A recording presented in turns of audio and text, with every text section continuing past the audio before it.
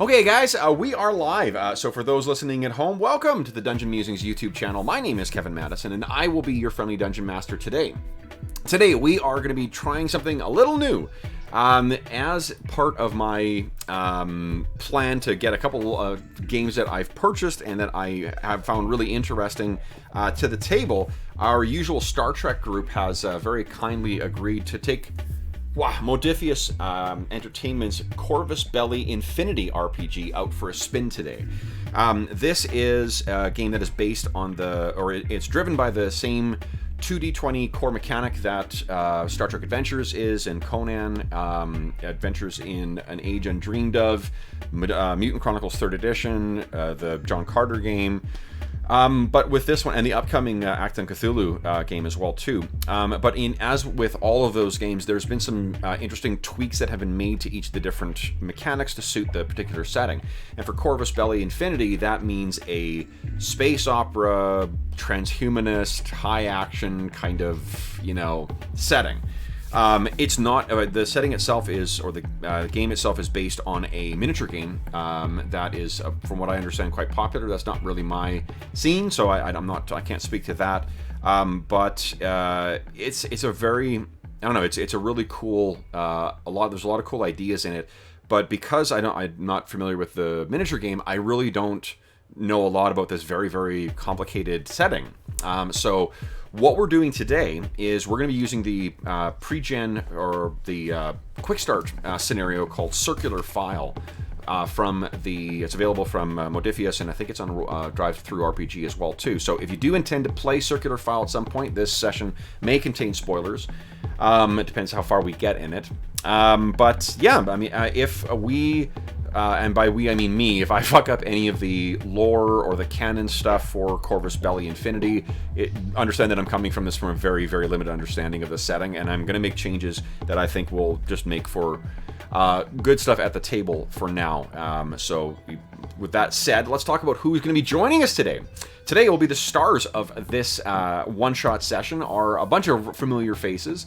Why don't you guys tell us who you are and who you're playing today? So we'll start with Sean.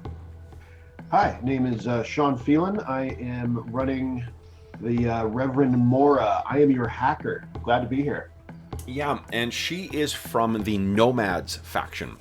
Yes. The Nomads are a group, basically they're nomads. They're space nomads who live on these massive starships that are kind of trying to live apart from kind of human society, or the rest of human society.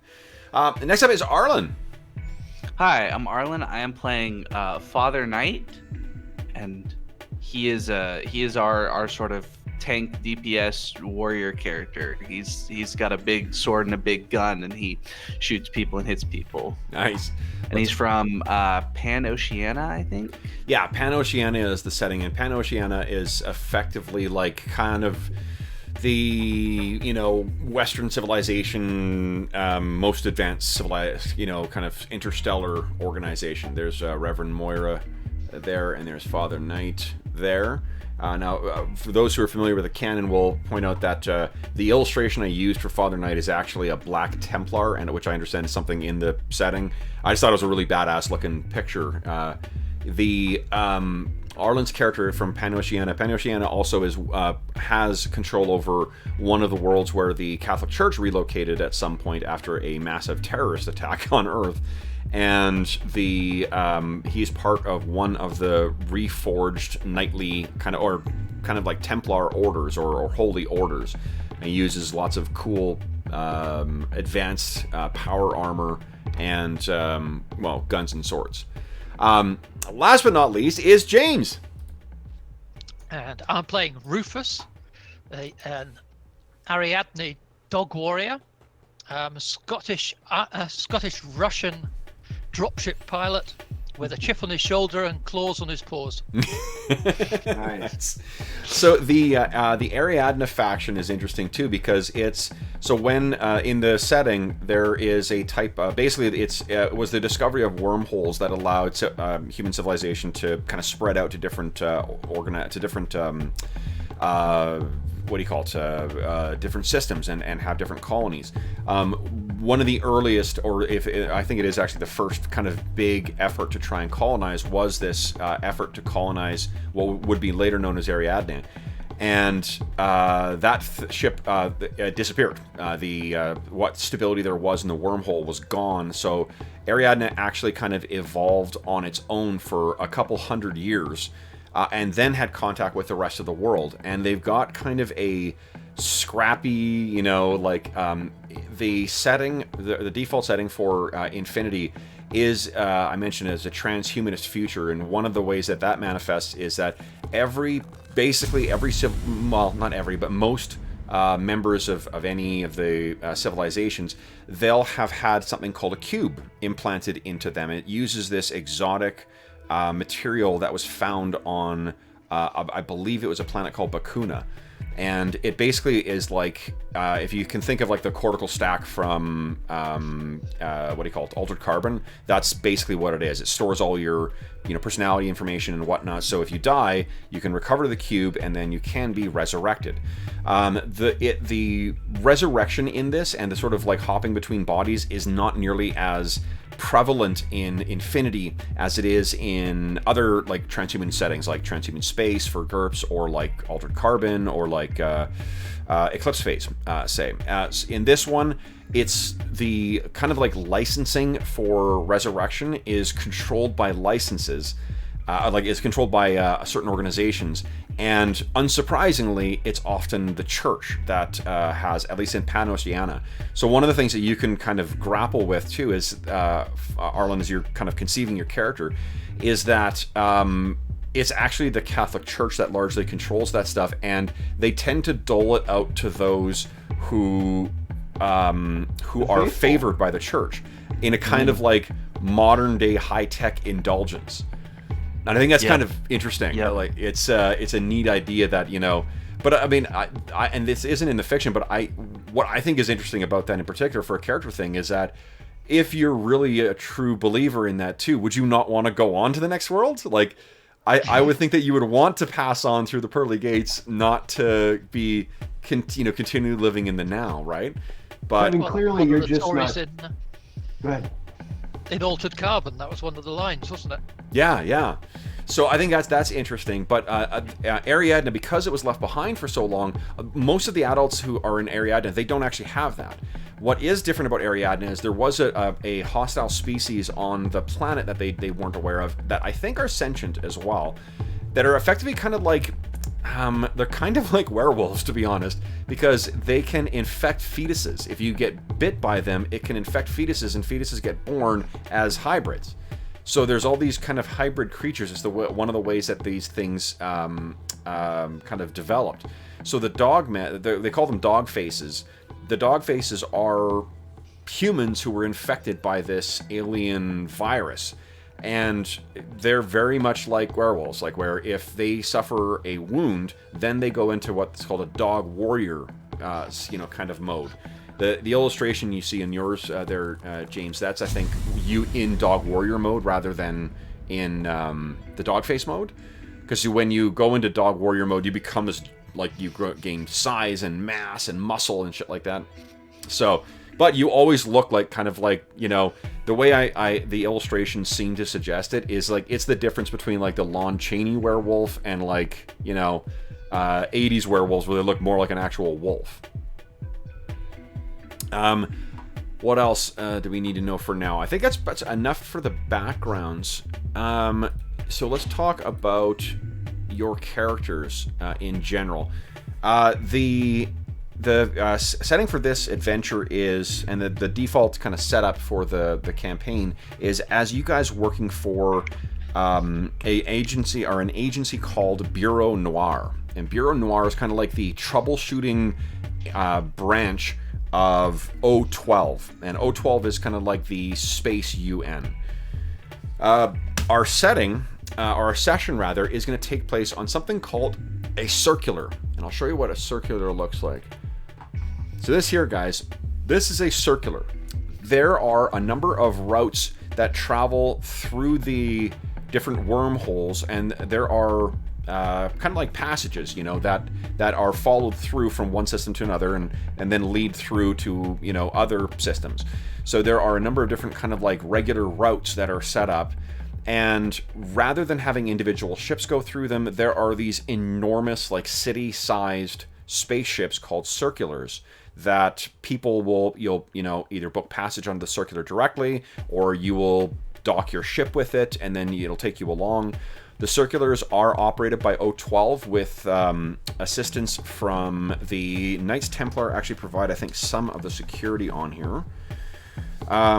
In the last 2 centuries, humanity has spread to the stars. A human sphere now consists of 11 solar systems divided up among the great powers. The planets are linked by a system of wormholes.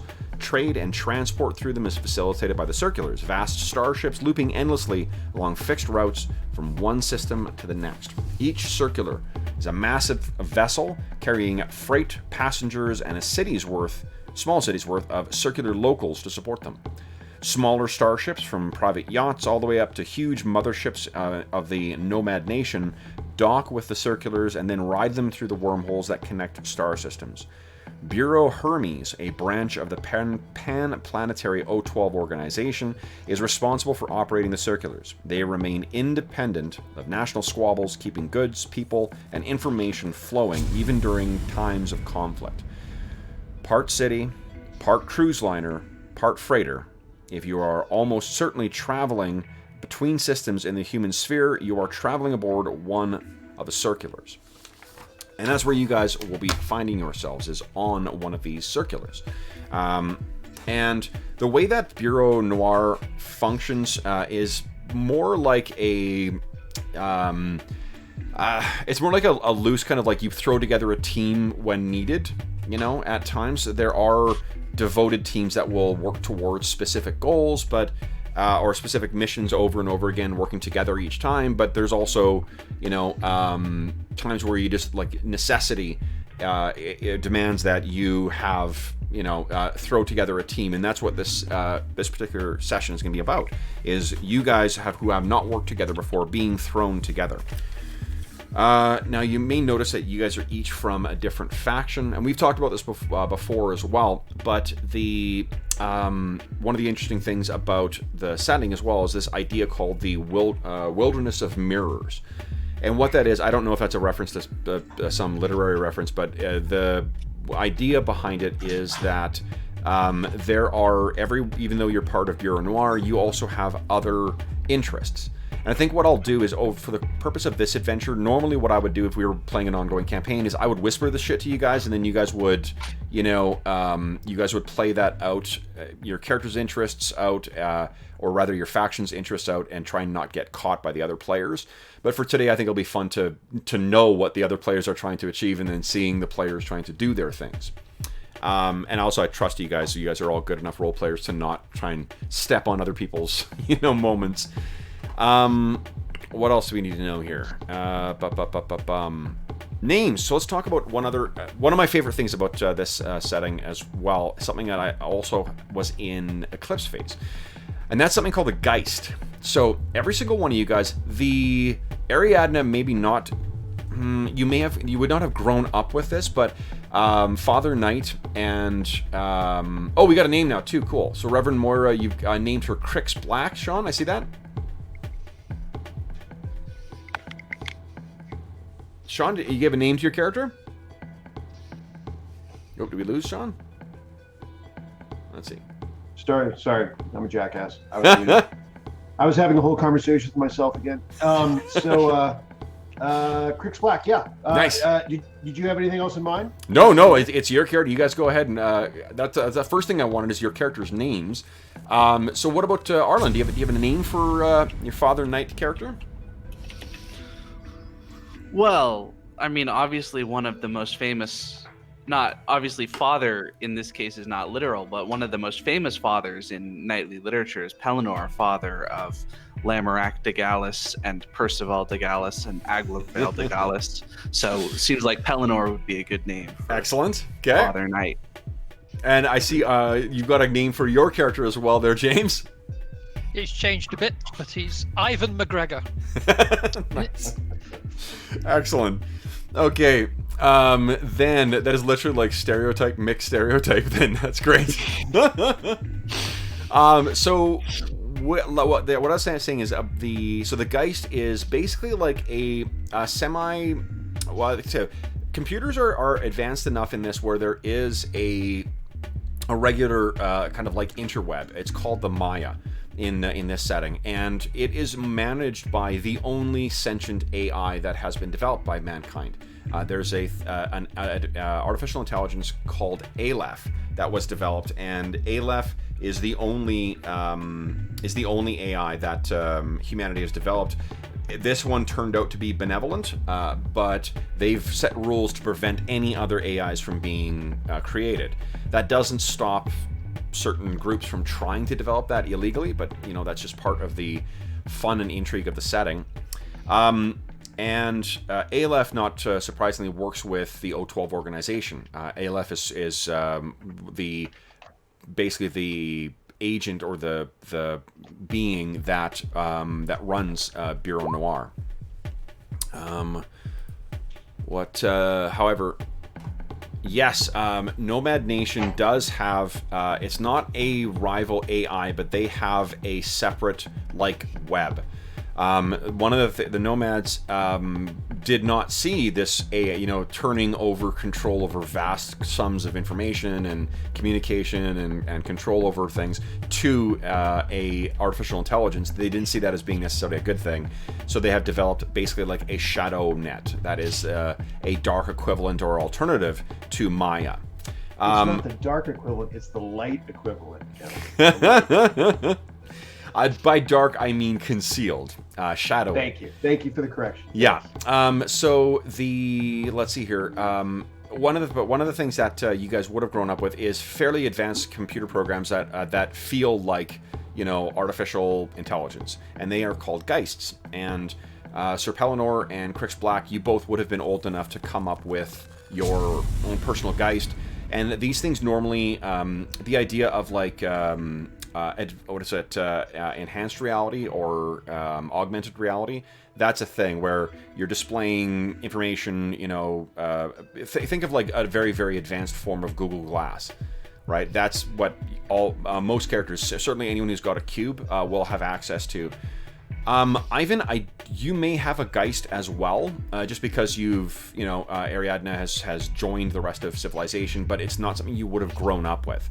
And the reason it's important is because the Geists can also change over time too and develop certain personalities. They're an asset in game because you can do things like, I'm going to pilot this thing in, and now I needed to drop out. I'm going to put my Geist in control of this program of the ship now. You keep circling until I come back, or sending it to other minor tasks. They're not as effective as PCs, obviously, and the skills certainly are not as good. They can be damaged in with InfoWar attacks, just like any other kind of hacking thing. But I think they also afford a really cool opportunity for role-playing. And the reason being is because I'm going to steal an idea. I can't remember if it's in here as well, but what Eclipse Phase suggests is you take the player to your left, and then that player role plays they call it a ghost in Eclipse Phase, but the Geist. So we're going to do the same thing. So so that means that James will role play Crix's Geist, and Arlen will role play Ivan's Geist, and Sean will role play Sir Pellinor's Geist. So what do you think? I'm going to assume that, Ivan, you've got one now just because it'll be more fun to have that and have access to that. And I think do you have training in hacking? You do not, no. No.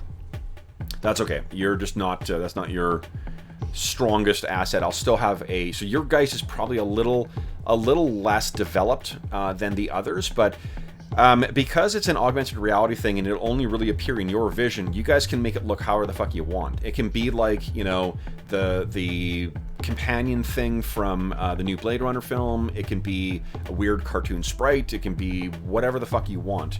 A creepy raven made of smoke, like your sky's the limit. It's something that would likely be shaped to your character's personality. So what, does anyone have any idea of what their character's Geist might be? I don't have the I'm not sure what this translates into quite yet, but my character is all about the motherships. So that's it's like she's got Bakunin tattooed to the back of her neck. Okay. And that is the original founding mothership of the Nomad Nation. Okay. And so that's pretty much her everything. Like that's pretty much God, to a certain in a sense. Okay. So it's going to have something to do with that. I'm still working on exactly how that. It's something ship-like. It's going to be something. Okay. So if anyone has any ideas on that, feel free to share. But it's going to be something that has to do with a large. So the Bakunin is a gigantic freight hauler, in essence, that's been made into a ship big enough to carry a nation. The hopes and dreams. Yeah, it's maybe worth also mentioning. So there are aliens in this as well, but there isn't there's no force, there's no science. This is otherwise it's a high action game, in a kind of to be honest, I mean a lot of the art is very like manga or anime kind of looking, which is not my sensibility necessarily, but a lot of the other stuff is fairly realistic and very cool high tech stuff. It's more like 80s action, sci-fi, more so than, like Star Wars, say, where there's everything pretty much corresponds to technology, to sort of understandable or extrapolations of modern technology rather than magic or, foo-fooery where it's it's just nanotech. Right. And that's the thing. They are not. This is not a post-scarcity society either. There's a reasoning for it, and I can't remember for the life of me what it is. But nanotechnology is just it. There are things where you can kind of have the what I can't remember what kind of boxes they're called, but nano boxes that'll build anything you want. There are some of those things, but they are so difficult to build and they're so time consuming. It's just easier and more convenient to create nanofabricators that will make a specific thing, to have something that makes, say, food, or something that makes parts for auto cars or for machinery or something like that. So for this, what do you call it? The reason I mention that stuff is to help you guys kind of get a sense of what this world is like.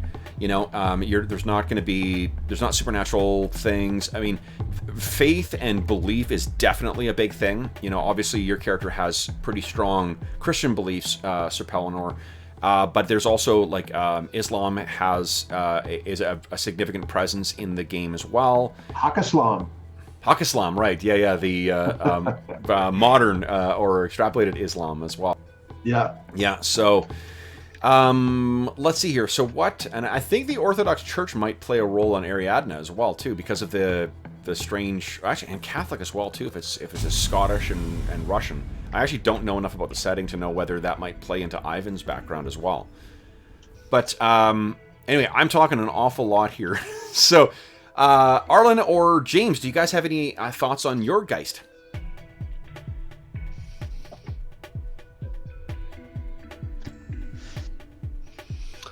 Well, I think Sir Pellinor is probably right. Sir Pellinor, his kind of dream is this idealized version of knighthood. So while he cannot live as a kind of true medieval knight, his Geist can definitely be a full-on 12th century man in chainmail essentially. Yeah.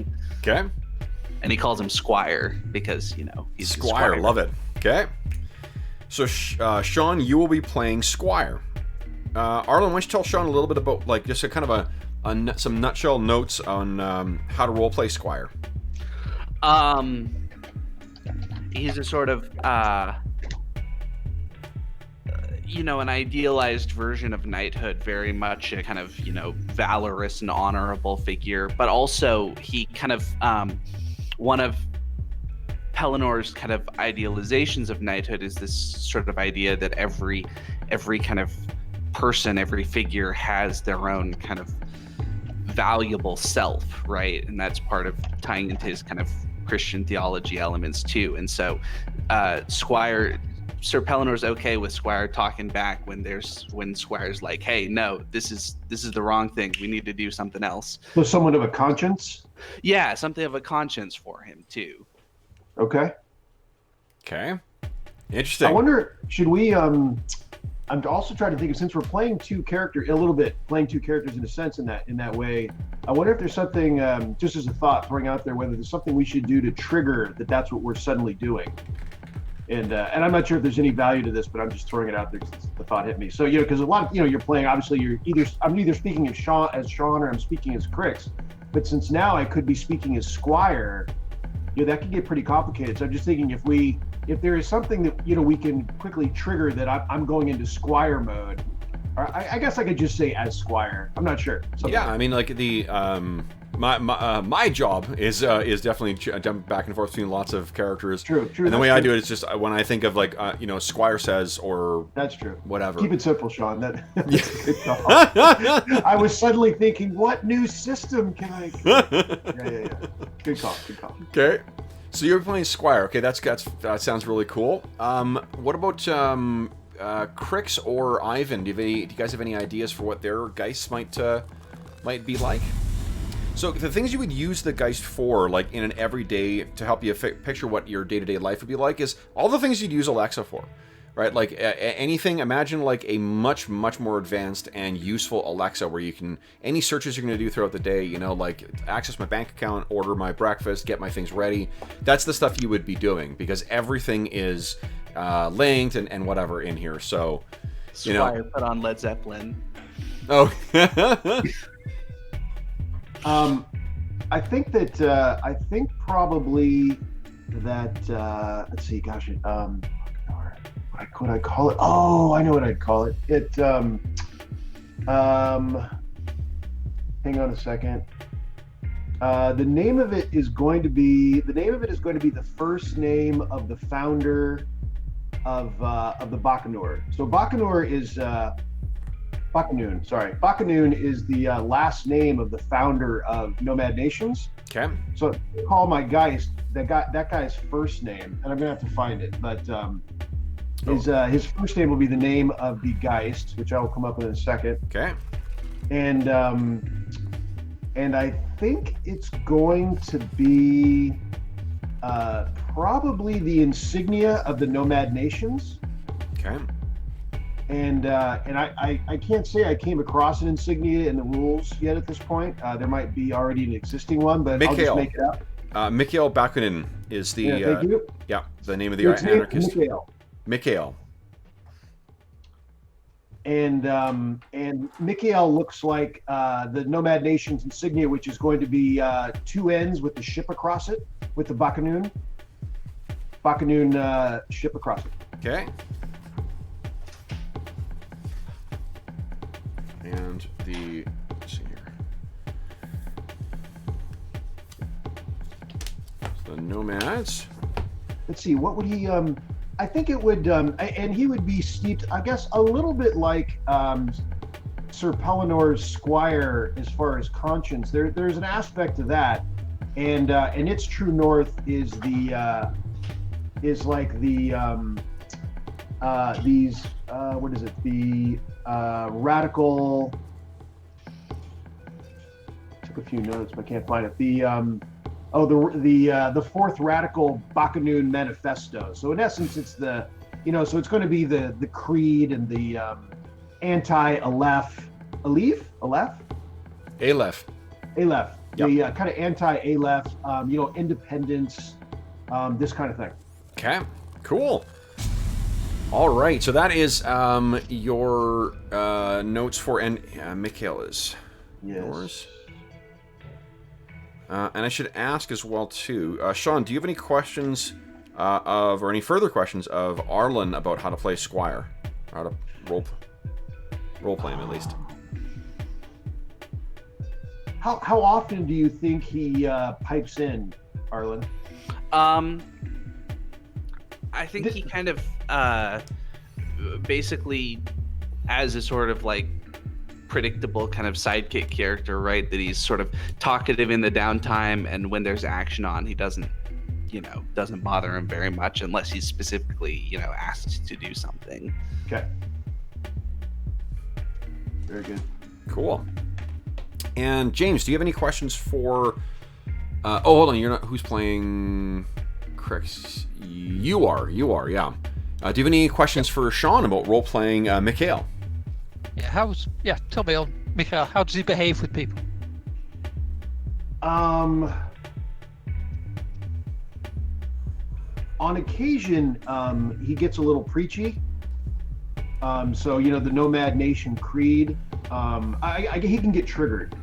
So he gets triggered a little more than Crix does. Crix kind of keeps to herself. Crix does her proselytizing through the network, through her hacking.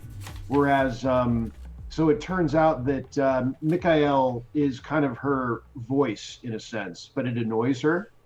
So because she doesn't do it, so Mikhail tends to get triggered. It's when someone says something like, I don't know if Aleph would approve of this, and that's when Mikhail will do the equivalent of an eye roll and go, seriously, something like, something in that. And then Crix will go, okay, enough out of you. That's kind of the shtick of so Mikhail is kind of Crix's voice, but it annoys Crix. Okay, that's really interesting. Okay, so James, what about Ivan's Geist? What do you think? Ivan's Geist is a snowy owl named Vladimir. And Vladimir is rather peevish, irritable, and just plain darn awkward sometimes. Okay. That's great. Arlen, do you have any questions about role-playing Vladimir? I don't know. I think I can do peevish and irritable, probably. Does he have like a particular kind of ethos or anything? I guess since both of our Geists, Sir Pelinor's and Crix's, seem to have a sort of like ethos. Is Vladimir just kind of along for the ride, or does he have something specific that he's pushing? He feels obliged to do things for Ivan, but is generally irritated by the inconvenience of the dog warrior requesting. He got a cheap second-hand Geist with the predisposed. I love it. Well, the idea of him not having necessarily a grander, or it not having a grander belief too, that might speak to the fact that it has not been running as long too. Because like the way that the Geists are sort of presented is that over time these things have emergent properties that just by virtue of the codes piling up, it ends up having strange connections that you didn't anticipate. So they feel much more real, and like they're not AI like the way Aleph is, but they feel like a much more real personality, and that might be why those other two are, whereas Vladimir is just his shtick is just cranky. Yeah, Vladimir is busy with his own thoughts and doesn't like to be interrupted. That's great. Okay, now for the Geists themselves too, I don't want to go too far into the weeds of the rules for it, but the Geists are like you can basically purchase different kind of like software packages for them that would allow the Geist to do different things. And I thought it might, as long as it's not too crazy complicated. So it does. One thing that's interesting in the rulebook, I don't find that it's laid out poorly, but it's just there is so much information in it. There really is. It's hard to just pick a bite-sized chunk and then dive into it. It's really, but one thing I do like that they do is they have each of the individual little sections for the rules bits for the different parts of gear, but then they have all the gear together with all the like explanation of what it is with the page reference for where you get the rules, where they have everything together, and I think it's actually pretty clever. So if you're trying to find a specific thing, you've got like an alphabetical list that you can go and find the piece of gear that you're trying to find, and then go back and find it in the rules for it in the specific subsection. So that's an interesting way to set it up, but I like it. Okay, let's see here.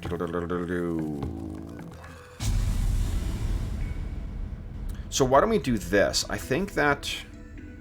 So Geists have the Quantronic Jump ability, which I think allows them to skip into different zones. This game has, just like in Star Trek Adventures, just like in Conan, it has abstracted zones, you know, as sort of like the way of measuring the distance from your characters, relative from your characters. A character that has the jump has the ability to jump from one quantronic receptacle, such as an L host or remote, into another. And you have some kind of embedded comm unit type thing that each of your characters would have. That's where your Geist would house themselves, but you can send them into other things too. And then that needs to have an access point, and you may need to hack it if you want to send your Geist in through a secure network. But you know, like if you're trying to use a computer terminal and you want to, you know, have them access and actually go in and fuss around with, say, I don't know, the protocol for controlling doors in a building, you would have to actually send your Geist into that, and that's what the quantronic jump thing allows them to do. And skills.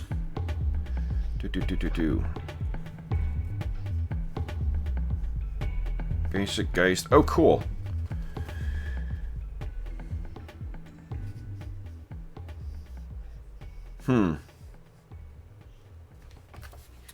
There's different like program packages you can get for your Geist. Why don't we just do this? Because it's just we're not using the full rules anyway. What is something that, like, what sort of do you think the general descriptor for the skill package that your Geist has? And like examples I give are like chauffeur, guardian, military, security, or vizier.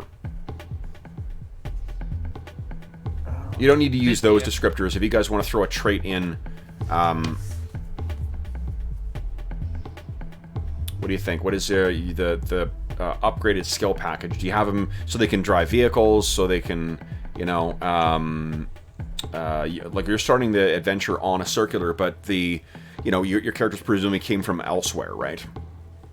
Do you think I would think that Mikhail. So it's going to be in the direction of what Crix does in general. So Mikhail keeps an eye on her back physically, mainly from a standpoint of like she's usually buried in the screen. Yeah. And so her physical surroundings, she's usually distracted. So Mikhail, kind of keeps an eye out as she's not really paying attention in that way. Okay. And then in addition, at least as much, Mikhail keeps an eye on network security. So if anyone's messing, it'd be an additional set of eyes, if you will, on her being hacked or anything like that. Those are two different things, I think. I would think. Oh, we get one? So yeah, I think only one. Got it. Just for the sake of focus for today. Yeah. Gotcha. And I mean, like rules-wise, if someone was trying to hack your personal network, you would know of it anyway. Yeah, I think that I was kind of going to say that was hitting me too. Okay, so we'll just say that. Well, what I will say, you know what? No, hold on, Sean. I'm going to go back. I'm fine with that, and I'll tell you why. Is because the Geist is also used as a learning tool, right? Like it would have been one of your earliest tutors. That's one of the reasons why you guys have much older Geists. You've had them since you were children. So the skills that led you to becoming a Reverend Moira, that likely has something to do with your Geist would likely have those kind of assets. They would, because it would have been one of your first teachers. Yep. Right. So no, I'm fine with that. Arlen, what about Squire? What do you? Well, I think Squire maybe Sir Pellinor is not unimaginative, but he calls things like they are. Squire's package is Squire, because his job is to basically maintain the equipment because Sir Pellinor has some pretty complicated military equipment that he carries around with him, and he needs somebody to do all the maintenance on him. That's Geist's job. Love it. Okay, cool. Yeah, that's great. And then what about Vladimir? Vladimir is a military strategy expert, because Ivan tends to be a through the front door or straight down through the roof in your dropship kind of guy. Yeah. And Vladimir gives him a little bit more of a step back and see the bigger picture, lad. Yeah. That's awesome. So yeah, and that also makes sense why it would be, if he is a secondhand, thing than if you bought it off from someone who had that previous experience. And the exasperation that the AI, that the Geist may have with you, is that you're not as on the ball as the previous owner. No, exactly. He's peevish and irritated by Ivan's lack of grand strategy. Okay. So let's just quickly talk about mechanics, guys. So mechanics in this are very similar to how they are in the other ones. You're rolling 2d20 as your base for rolling successes. You can use momentum to gain extra successes. You can give me heat which is just like Doom, or is it called heat in threat in Star Trek Adventures. So which I can use to alter dice rolls or alter the scene or things like that. You have your talents as well too, which a lot of you guys have. The thing that you're the best at, often you've got an ability to either re-roll damage dice or re-roll your effect dice, the d20s, or not effect dice, the skill dice. And what else here? You also have access to something called infinity points. And infinity points are very much like fate points or the fortune, what are they called in Star Trek? Determination, I think. Oh. It's all blending now. Yeah, in Star Trek it's determination. Determination, yeah. So you can add the extra dice and automatically count it as a 1. You can take a bonus standard action. You can overcome harm. You can overcome a trait. And the traits are one of the things I think is really interesting about this game. It's very similar to the what are they called? I can't remember what they're called in Star Trek Adventures, but it's the like one-line things that you can challenge to gain determination. So you guys each have traits, and the traits you guys have, let's see here. Ivan's traits are Dog Bowl MVP, and Dog Bowl is basically like werewolf football or werewolf rugby. And nagging injury, those are Ivan's traits. Sir Pelinor's traits are decorated veteran and studious. And I'm getting these off of your character sheets. And Crix's traits are orphan and religious upbringing.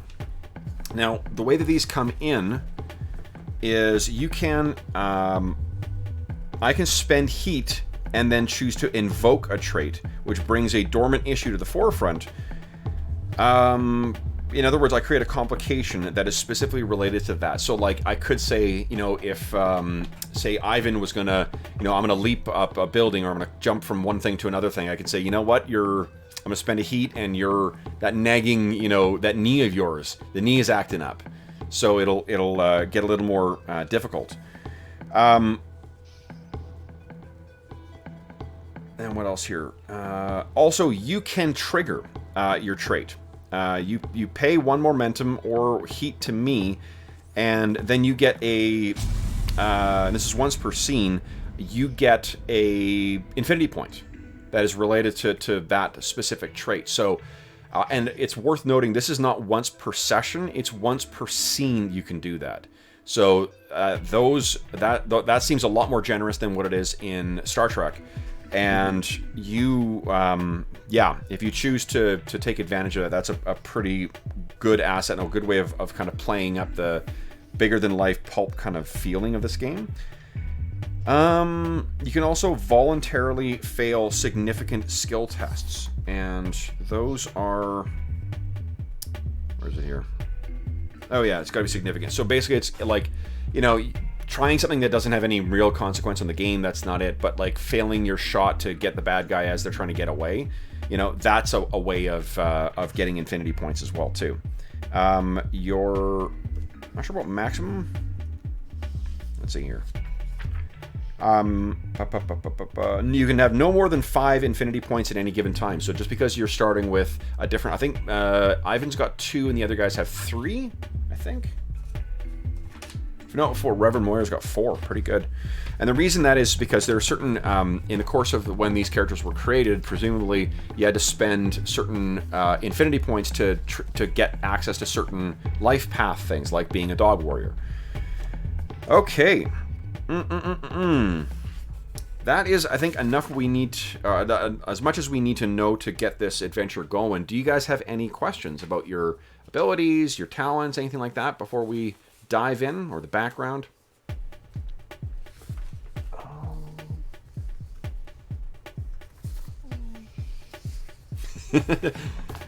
No, let's go. Okay. All right. So, we are going to start pretty quickly here. So what this story starts off with you guys on board this a circular called the where is it here? So one thing that I found a little challenging with this is apparently there's no canon explanation for how long it takes to travel by circular. So from the way that this adventure is presented and the way that they sort of talk about it peripherally in the fiction, you spend like it's weeks, or whatever that you're traveling in these circulars between to navigate through the wormholes.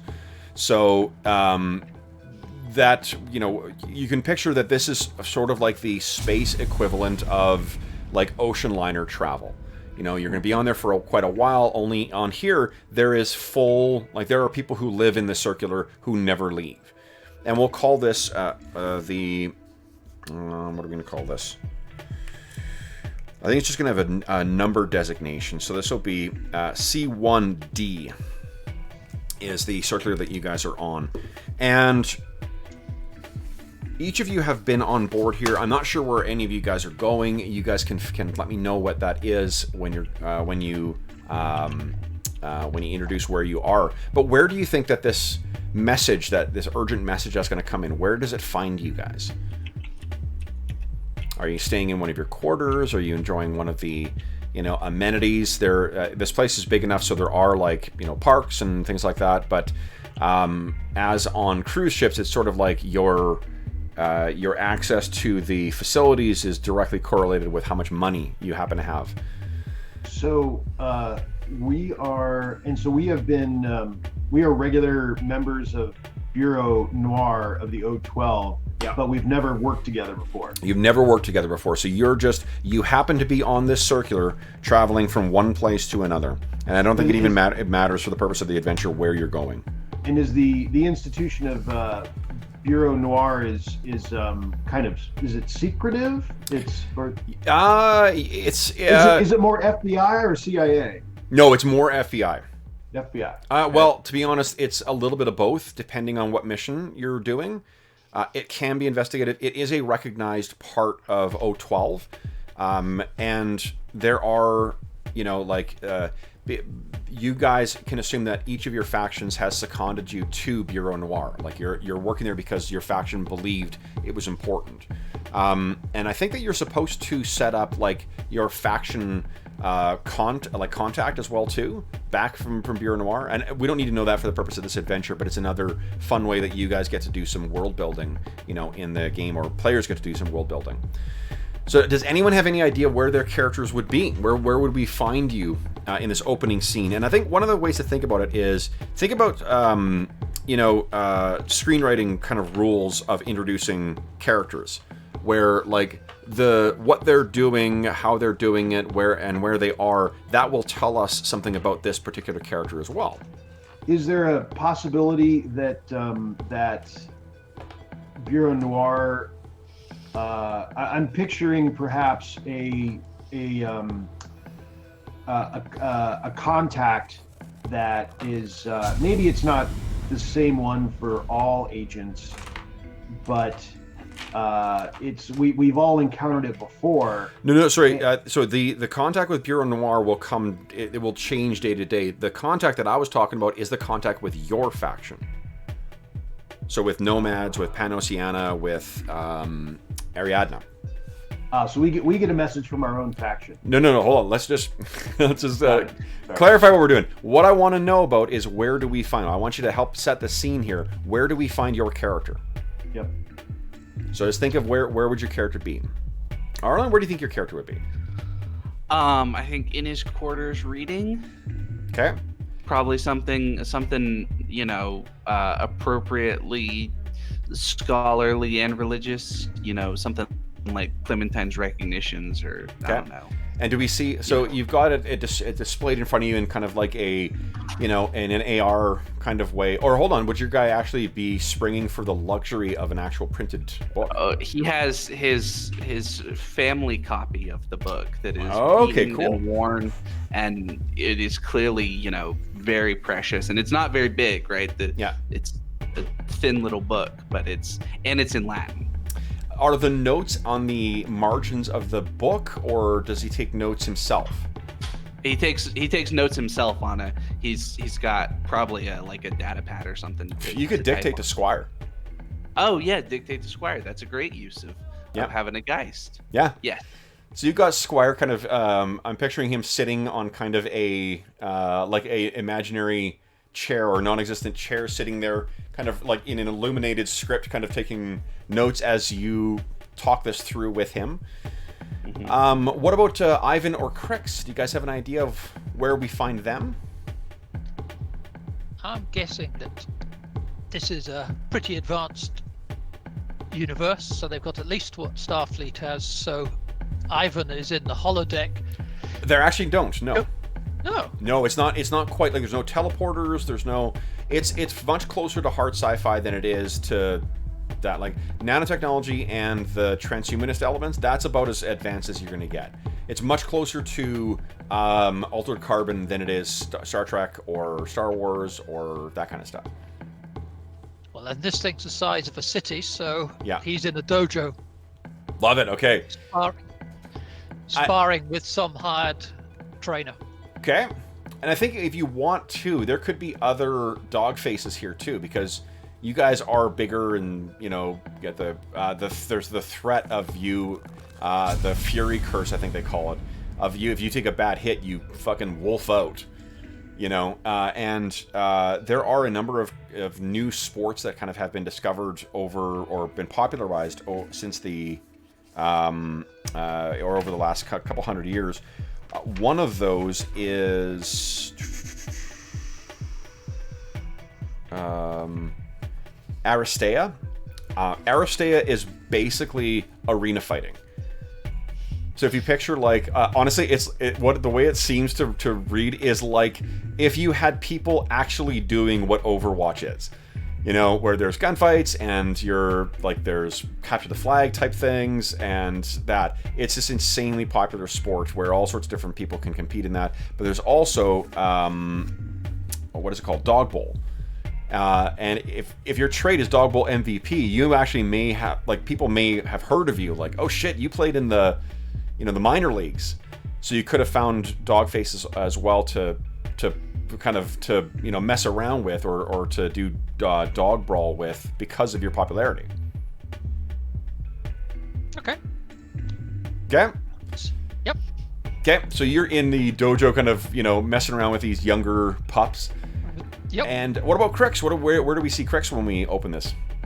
So I think Crix is in one of the larger primary bars. Okay. Maybe is it possible that she is?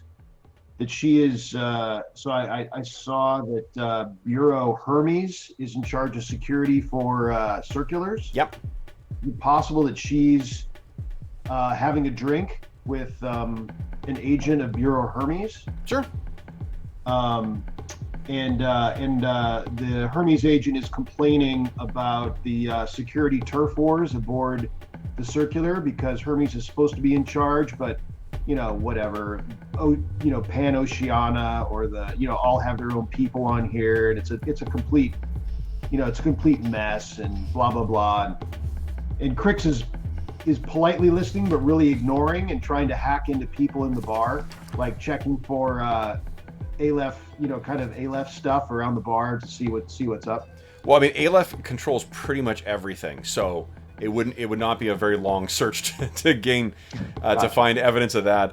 But what that you do find though, this particular is it a man, a woman you're complaining to, or that she's complaining to you? A man. A man, okay. And what in particular the gist of the what do you call it? The gist of the complaints are. I'm trying to find the reference here. Where is it? Page 144 is what I was looking at. Oh no, sorry. It's in the actual adventure. Sorry. Gotcha. Yeah. Because there is, and for those listening at home, forgive me for the kind of herky-jerky way we're going through this. Just it's a lot to try to wrap your head around. We're kind of having a session zero a little bit. You know, it is, yeah, and that's kind of what I was. The more I started prepping for this, the more I'm like, well, this is kind of yeah. Yeah. So, circular security is actually usually shared between two different things: between Bureau Aegis and between the Pan-Oceania Knights of Santiago. So there is a branch of the one of the knightly orders that actually helps with this too. And I think that what he has been kind of bitching about is that there is a guy on board who is basically the chief knight investigator, whose name is Brother Antonio Liejo. And I don't know, does any of you guys do you speak Portuguese, or do you know any Portuguese? No. Okay, so I don't know how to. I'm forgive me for folks who do speak Portuguese if I'm butchering that name, but this is.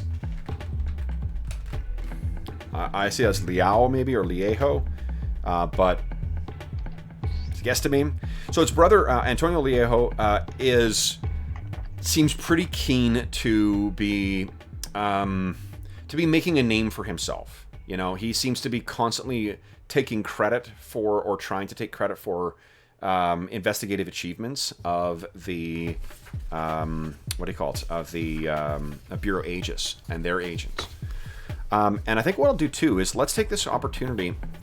One thing you can do with hacking, Sean, you mentioned before we went live that you've kind of given a rough look over, but again, like there's a lot of rules to manage in this particular game. But one of the things you can do to gain authentication into different things, if you want to hack in and gain access to different kind of like subsystems and whatever, one of the things you can do is spoofing authentication. And what that does is it requires you to sniff datasphere traffic and then try to achieve a success on either hacking, tech, or as a result of a breach effect if you're attacking something specifically. So assuming you don't want to, like, you don't have a specific target that you're hacking, what you could be doing is just sort of like, you know, sniffing the datasphere traffic. But what I guess you would, before we get you to roll, what do you think you're trying to access here? What is it that your current kind of, you know, your phone freaking, you know, activity is? I think it would be, it would probably be related. So she's not currently working. She doesn't have a current Bureau Noir assignment. Yep. I'm thinking. So she probably defaults back to her faction. Sure. To her faction thoughts, and those are anti-Aleph. Yeah. So she's looking for agents of Aleph. You know, so Aleph's everywhere, but she's looking for. Yeah. So let's do this. Let's say that you've identified someone. Maybe it's this guy. Maybe it's just this person who you know that if they're part of Bureau Aegis, then and I think it's actually Aegis. Now that I see it. No, it's not you. I'm not correcting you. I'm correcting myself. Is it the one Bureau Hermes was what I was? Was it Aegis? On page 144, it says Bureau Hermes, a branch of O12, is responsible for operating the circulars. Yeah, Bureau Aegis is responsible for the security. Okay. On board, it's split between the Knights Santiago. You're right. Hermes is the one. Bureau Hermes is the one that operates them, like keeps them running and stuff like that. Bureau Aegis and the Knights of Santiago are the two that are responsible for security on board. Okay, so this guy's Aegis, right? Aegis, yeah. Yeah, Aegis. Okay. Yeah. So I think what you're doing maybe is, so you know that he has a. Well, maybe you're trying to spoof his comm. Maybe you're trying to get like the information, because if you can access his comm, then that's going to be potentially a way of accessing other stuff too. There could be what's called a data tunnel, and it's a way of directly accessing other nodes from the comm into some more secure things. Maybe that's why you're listening to his bullshit. Maybe I'm checking his bona fides in a sense. I'm trying to read his back door to see if he's got any loyalty issues. Yeah. So let's do this. So while you're talking to him, and then that's social engineering, but let's why don't you give me a hacking test, please, or hacking or tech, whichever one you prefer. Oh, and I start with 3 heat per player, so I'm already at 9 heat.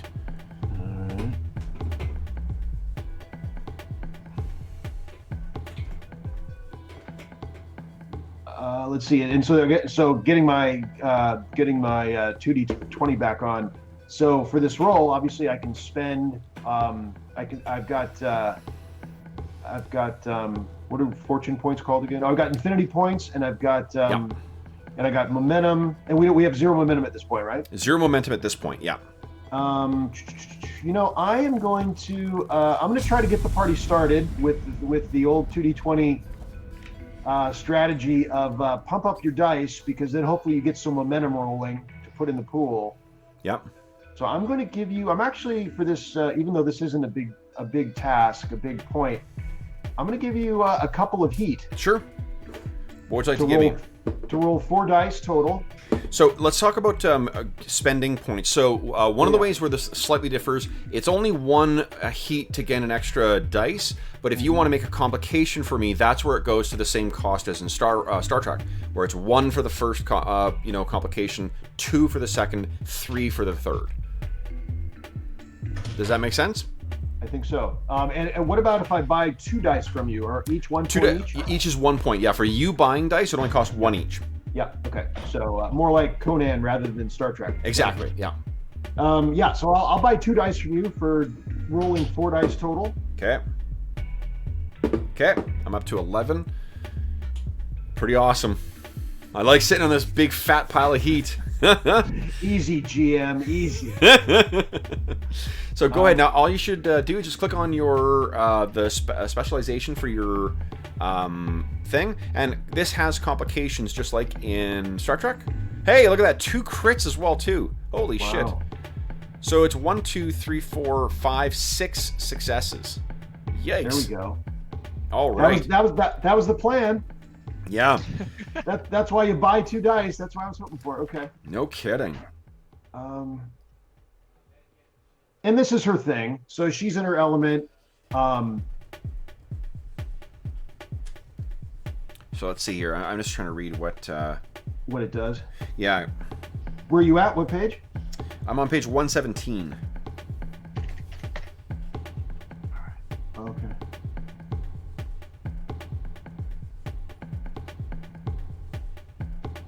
Okay. So I think like with 6 successes, like you're about to gain access to this thing. Like you could easily gain access to this guy's comm. And that's when, though, we'll dump that into the momentum pool. And I don't know if your character sheets... Guys, if I change the momentum on one of your character sheets, does it change it on all of them? Like, say I put it up to... Does everyone have their momentum at 6 now? Or is it only... I don't know if they're that advanced. It looks like 0 for me. Okay, Yeah. so it doesn't. So you have to track... I guess this is you're tracking your individual momentum. So... You guys currently have... Well, I think let's say this. We could use the chat again, like we did in Star Trek. Yeah, let's do that. So you have access to this guy's... Let's see here. What was the difficulty? How much momentum did we get? You go. I'm just trying to read here to see what this actually does, because to be honest, I don't. Okay, so you've gained authentication, has a default quality of 0, but you can spend momentum to increase the quality. So I think the difficulty level will be...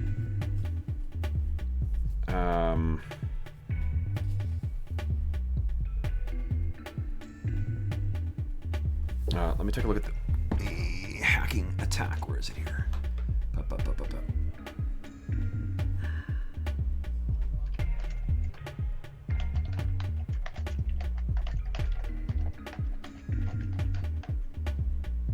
Okay. So why don't we do this? Glad to hear, James. Yeah, no, and Sean, forgive me for not having this better prepared. Like, I've read this section through twice, and I still don't quite understand how some of this works. And part of it is trying to picture what the actual, like, what the hacking world looks like and how you're interacting with those pieces. Right. And it's not. So what you've gained is, let's see here.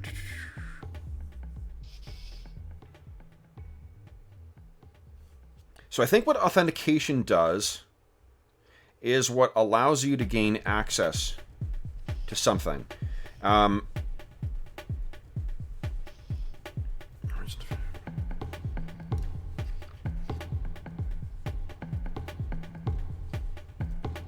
Increases the diff to spoof. Interesting. Okay, so what I'm going to say is that this thing has a difficulty of 3, and the reason being is because this guy is part of Bureau Aegis, so I'm picturing there's extra security on his device. Then you now so you've started gaining or trying to gain some access here. That leaves you 3 points of momentum left over. Let's see here. What quality does that? So am I currently at a quality of 0, or has that gone up with? Okay, let's see. You are currently, that is at 0. That was to just gain base access. Okay. So here's what the actions. I'm looking at the InfoWar actions on page 120. Access system, terminate connection allows you to access something. Reset allows you to, you make an average hacking test to perform a hard reset. That's to put your firewall back up. Transmit sends information across a data sphere to which you're connected. That's a minor action. Or use program. These are breach effects? No, these are just your actual actions. Okay. Gotcha. So what I'm going to say is that with you, what you've gained right now is authentication. So you are able to...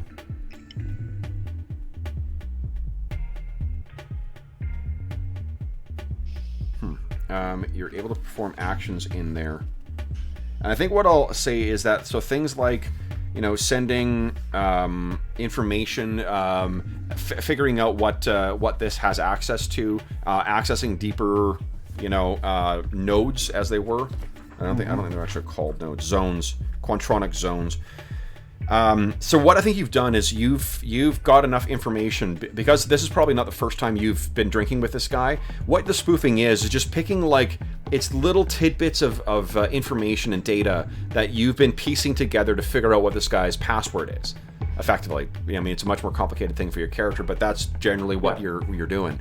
So you have access to this thing now. You are but that doesn't mean you are accessing it. So you've got the 3 levels. It costs you 3 levels to get that spoof the authentication information, so you can access this guy's comm, and you'll have 3 left in the momentum pool. That sound good?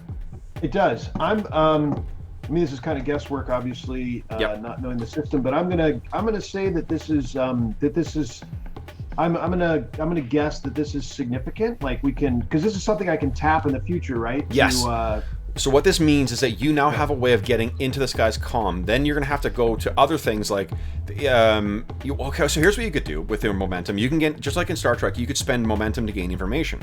So if you wanted to take a quick peek inside and see see whether this guy does have a data tunnel into other more secure systems, as you were hoping. You could do that. So if I understand, I think I have 3 choices. So the one obviously is to put it into the momentum pool. Another one is to increase the quality of my being able to go back in. Yes. And lastly, it's to get information now. Yeah. So I think I'm going to go ahead and I guess I'm going to go ahead and use it. I was thinking I was going to jump into the pool, but now I think this might be significant. So let's go and talk about the reason that quality matters is because the quality of the authentication adds dice to your stealth check. to avoid being detected in when you're making your way into Aleph systems, into this guy's comm unit and to the Aleph systems. I'm going to put a couple momentum into that. Okay. For a quality of 2. Well, so that one actually costs 1 momentum for 1 and 3 momentum for +2. Oh, wow. Mm-hmm. Okay, well, 1. I'll put 1 in. Okay. That value die. That first one's the value die. Okay. And then I'll spend a point for information. Okay. And then I'll put 1 in the pool. Okay, sounds good. So what you pick up as well too from that information, and I think it's from the flow of information from the way this data is going back and forth, is that there is a data tunnel that does lead to the Bureau Aegis, effectively like the comm hub. It's where all traffic from other Bureau Aegis agents and from external organizations will come in and then go elsewhere. So Okay. that's 1 step closer to Aleph. Okay. Okay, but when that happens, that's when you, what I need, let's see here, James to do is to have Mikhail tell him that there's a message coming in. Yeah. So how does Mikhail suddenly Black. manifest? So suddenly flickers in, sort of a shimmer beside, and goes, Ms. Black, there is a message from the nation. Well, it's actually not from the nation. It's from Bureau Noir. 012. Okay. I picture her like pretty much on page 117. So she's sitting there, except in a bar. She's got this kind of shimmering, like, classic, Nice. For those who don't have access to the book, this is what. Right. She's fiddling around with some glowing keys and electronic type networky stuff. Yeah, and that shit wouldn't yeah. appear in the real world either. That's all augmented reality stuff. Okay. So it's you seeing all that stuff happening. Gotcha. I mean, it makes it no less real. Like, it's just that's that's how augmented reality kind of works in this world. Cool. Okay, so you're doing that, and then suddenly what appears next to you is a. What does it look like? Mikhail? No, not Mikhail appears, but then there is someone else who appears. What it appears as is, so it is an, you can picture an androgynous figure wearing a business suit. The androgynous figure has no hair. It has, where its eyes would be are just kind of like a bluish glow. It wears makeup. So you picture, I'm picturing kind of like, 80s Bowie, but with completely bald hair and a suit that is like a black with lines of code that are flying up and down. And he appears.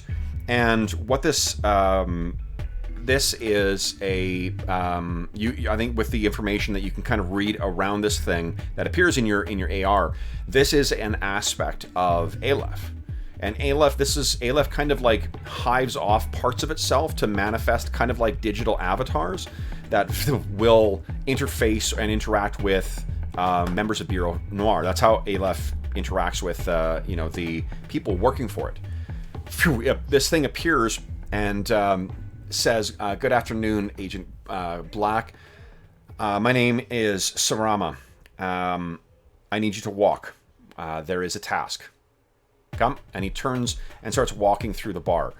Now, obviously, this thing is an augmented reality construct, so it's not physically there, but it's moving as if you need to walk with you. I mumble to,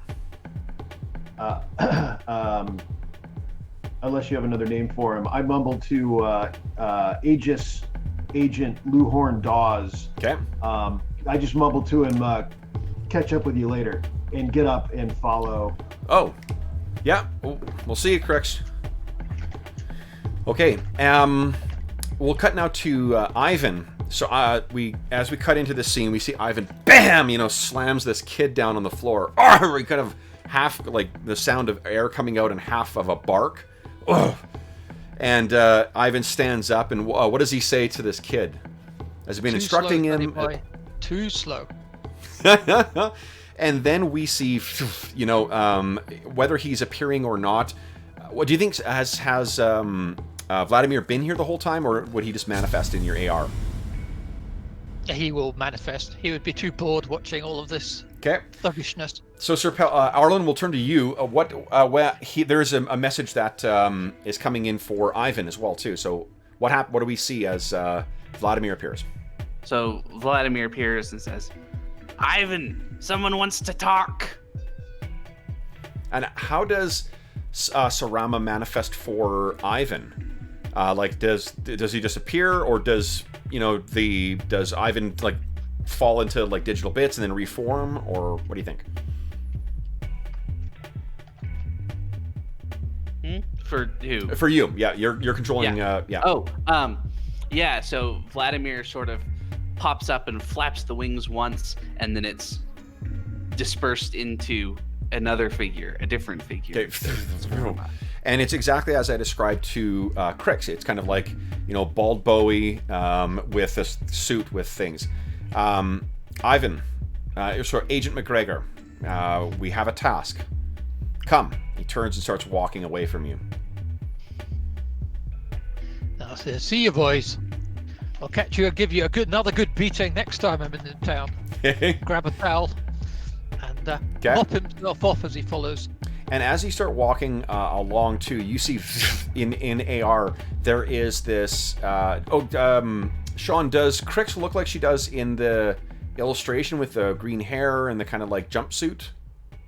Yeah, it's fair. We'll go with that. Okay, you see that appear next to you, and Crix, as soon as you walk out of the bar and you catch up to Sarama, you see another AR display arrives, and it's Ivan walking along.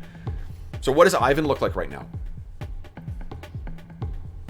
James? Does he look like? Yeah. He's got he's wearing green pants, green tank top, and he's got a towel over his shoulders. And this guy's quite a bit bigger than what what you are, Crix. He's at least a head taller than what you are, and certainly he's got about 70 or 80 pounds on you. Okay. Okay, and he's a dogface, one of those strange alien hybrids from Ariadne. And have we met? Nope. I kind of look at him and just nod. Evening, man. Evening. And that's when we'll now cut to the to Sir Pelinor's quarters. So Squire is transcribing the stuff, his dictated insights, and kind of waiting, pen at the ready or feather quill at the ready. Sean, how does Squire announce the arrival of Sarama?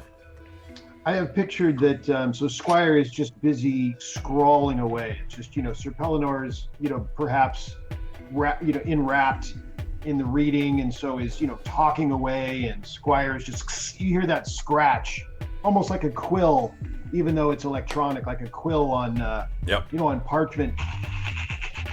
And then suddenly Squire stops, even though Sir Pelinor is still talking, and Sir Pelinor looks over like, what, I'm still here, I'm still talking, this kind of a thing, this kind of a scene. Mm-hmm. And then Squire says, duty calls.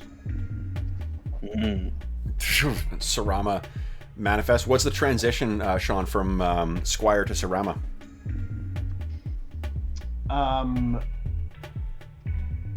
I think it is perhaps. Is it possible that it's a banner? He pulls down a banner of your faith, perhaps. Mm-hmm. And then that becomes the face of the bald Bowie. Okay. And then it shrinks out and becomes Sarama. Agent Pelinor, you have a task. Come, walk. And he starts walking towards the door. He turns back and says, you can collect your armor. You may need it. Good to know. I'll be there in a moment. Okay. So Ivan and Crix, Sarama stops for a moment, walking, and kind of is just looking off, in a bit of a almost like an impatient. If a computer program can said to be peevishly impatient, this is what it is. It's at least emoting, or seems to be emoting. You're standing in the middle of a fairly, one of the bigger thoroughfares here, so people are going back and forth. There's, stores, and there's some quarters and stuff like that. If you picture like a open area from any, of the space stations in the Expanse, that's kind of how I'm picturing, where it's built up and around. It's not built like on a, the use of space in this is not like on a terrestrial city. It's very much vertical, and you're taking advantage of every bit of vertical space. So people are making their way back and forth. They're going up, walkways to head to their to either different businesses or their quarters. And then after about, I think maybe 5 minutes to get yourself ready, because you knew it's, and you see manifest this other guy, and then as soon as you've got that, you start walking along, and Sir Pellinor, as soon as you join Sarama outside, once you get to an area that is, well, I think actually no, the AR displays again, even though you're in a narrower corridor, it sort of automatically situates Ivan and Crix to be within your line of sight, and then it'll shift them in a kind of weird, like as if they're skating across the surface way to reorient for whatever space you've got available. It's not like that you lose them in the wall as you're walking along, right? Mm-hmm. So that was version 1.0. Yeah. I keep clipping. God damn it! I hate this AR. So you are now part of this conversation as well too. And what do Ivan and Crix see when you manifest? Well, much like the picture, Pellinor has this kind of blue armor. I'm picturing his tabard has the holy symbol of his order of knighthood on it too. Yep. So it's not that kind of plain unmarked tabard, but the goat skull of Baphomet. Oh yes, that's of course what I'm in. No, but that he's pretty big guy, probably not as big as Ivan, but he's wearing this pretty imposing heavy armor, and he's got a sword sheathed at his side, and he's got a assault rifle on his back, so he's ready for business. Yeah, and he's wearing only because I watched RoboCop with my son last night because he hadn't seen it before, and I'm picturing there's slight servo sounds that are coming from you moving in your power armor as well. Mm-hmm. Just because I imagine it's advanced enough so it may not need to do that, but it sounds so fucking cool when it does. All right, so what Sarama says, and he's speaking freely, or it's speaking freely, because obviously this is just augmented reality. No one else can see this, no one else can hear this. And what Sarama says is that, first of all, are any of you familiar with the name Eduardo Teixeira? And why don't you guys give me let's see here, what would this be? I think, give me an education check, please. All right. So this checkbox by education, what does that do? That's just if it is. Oh, I can't remember. I don't remember. I don't think anything. Okay. Yeah. Okay. It does something in Conan. Matter. I don't remember what it is. It's okay. I can just roll. So click the rolly dice thing. Yeah.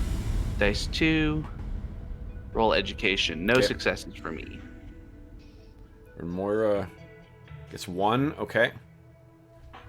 Yeah. Okay. So I mean, Moira, I think the name it does mean something to you. But you can't quite place it. You didn't get enough successes to really place where the name is. And what Sarama does is sort of snaps his fingers, or its fingers, and then this image appears over its shoulder, and it's basically imagine like a still frame or like a single box, as if it was like a like an over-the-shoulder thing in a news, broadcast. And there's a picture of a man who is insanely fucking fit. Like he's shirtless. You can picture like a mixed martial arts warrior who appears to be. He's got like kind of like that South American look where he's got very. Dark, he's clearly like mestizo or some kind of mixed race thing. Really crazy, like vibrant, like blue eyes, darker skin with very, very thick, dark hair. And what Sarama says is that Teixeira was an aristo, a competitor in Aristea, and a popular one. And now that it's mentioned to you, Sir Pelnor, you're like, oh yeah, because he's actually from Pan-Oceania. He's one of a picture kind of like the massive sports star. Sub any name you want in there, that's the person who he's talking about. And you're like, oh, of course, that's yeah. And I guess maybe Crix, you're maybe just not an Aristea fan, so you knew the name but you couldn't put the name to a face. Aristea is a sport? What is it? Aristea is the one I was talking about before. It's basically like, imagine doing Overwatch in real life, where you're doing like capture the flag, or like any first-person shooter game. It's like that. Also, yeah. I'll note, it's a literary term for the portion of an epic where a hero basically goes crazy and just kicks ass constantly. Oh. So within the Iliad, you can divide it up into Aristeas of the different heroes when they have their asking. Oh, that's very cool. Yeah. Okay. That's cool. So that's what what do you call it? That's what this sport is basically like, you get your most crazy people, and because it's a transhumanist world, you can have crazy shit like panda men, or like recreations of William Wallace, or whatever other kind of crazy stuff you can dream up in a biogeneticist lab. These are the people who fight in these things. So the fact that this dude, who appears to be a normal guy, was a very, very successful aristo is pretty telling of something. I don't want to demonstrate my ignorance of sport too much, because I don't know. I can't think of what a parallel would be, or the ones I can think of are all references from the 90s. But some big name, right? You picture any big sports name that this is who he's talking about. I don't think Crix knows anything about that. No. So what he says is, or what it says, is that Teixeira is dead. Teixeira was traveling on this vessel, and he is dead. There are concerns that, I think what Pio would just simply say is, because you guys work for Bureau Noir, Teixeira is dead. It has not been long. Yup. Are we playing when we're in traffic? Because of Teixeira's high profile, we need to determine the cause of death, what killed him, and if there is a threat, to put a stop to the threat before it affects those on the circular. And he snaps his fingers again, and there's now a map that's displayed on there, and he says, I am transferring to your comm units the directions to reach the bungalow. Teixeira was staying in a private bungalow on board. His body is still there. The Bureau Aegis is aware of your involvement with this, as is the Knights of Santiago. You should have their cooperation if necessary, though I expect that you should complete this task if needed. Snaps of fingers, and that map that's being displayed that shows you how to get through the circular down to there, kind of, you can see it physically drop down and merge with your comm unit. You know how to get there. Any questions? And each of the maps, incidentally, is respective to wherever you are on the circular.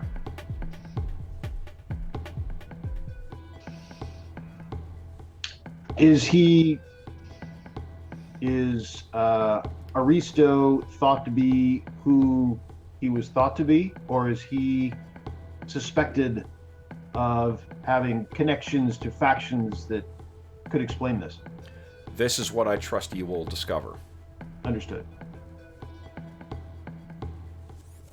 Then, if there are no questions, snaps fingers again and kind of displays on that map. Now, instead of the map, it shows where each of you guys are respectively. You should all rendezvous before meeting at Teixeira's bungalow. I trust that you will uncover what caused Teixeira's death, and you will put a stop to whatever threat may be coming. Contact me when you are completed your task. And again, he snaps and disappears. The display disappears. And you guys are now making your way through there. Each of your respective Geists appears as well, too. Do you guys have anything to say to your Geists, or do we skip to you guys meeting up in the forested area, the very ritzy part of the circular where Teixeira was staying? Just a question of law. Am I able to wander through this ritzy area of the ship with a chain gun on my back? Yes. Now that you are, because of you are authenticated by Bureau Noir, you will have the authority. Okay. Okay. Is that the sort of thing that like still draws stares, even though it's okay, or is it like with the night? You know, it's sort of like seeing a police officer with an assault rifle. Like, yeah, I kind of get it. It is. I think so. We actually had this week in my office. We had a gun scare. So when I showed up at the office, I've never actually seen a dude in like full-on SWAT gear before, and I did this week, and it's kind of crazy to see it in that, like, in a real life situation where these guys with giant fucking guns and armor and stuff are there. That it is unusual, but this is there have been wars fought between these different factions over the years as well too. So I don't think it would be no more. It wouldn't be like, oh my god, call the police, but it would definitely attract attention. Okay. And seeing a massive, knowing that you guys are each from effectively different nations, it might Crick's not quite as much, because she just, unless she's wearing a big symbol of the nomads, she's just some other cyberpunk effectively. But it's at a glance you could tell where each of you guys are from, where Ivan's from, where Sir Pelinor's from. There's no mistaking a Pan-Oceanic knight, and there's no mistaking a Dogface. So, I think Crix on that subject probably tries to fly under the radar a little bit. I'm not even sure. I know her picture has her with an open carry side holster, but yep. She's as much likely to not be showy like that. Like, sure. Her actions on a keyboard, so she tries to take advantage of that by not. She's pretty diminutive in size, so she's not trying to stand out. Yeah, love it. That's fine. And again, like, you can picture your characters kind of however you really want. The knight has got a very distinctive look to it. The dog warrior at least the physiognomy has a very distinctive look to it. But like, otherwise, go nuts if you want to have. Did you say physiognomy? Physiognomy. You heard me. Okay, so I think it'll take you guys about, because this is, again, like, it's a massive thing. It's going to take you a little while to get down there. And Sir Palinor, you are you're in one of the let me quickly see here.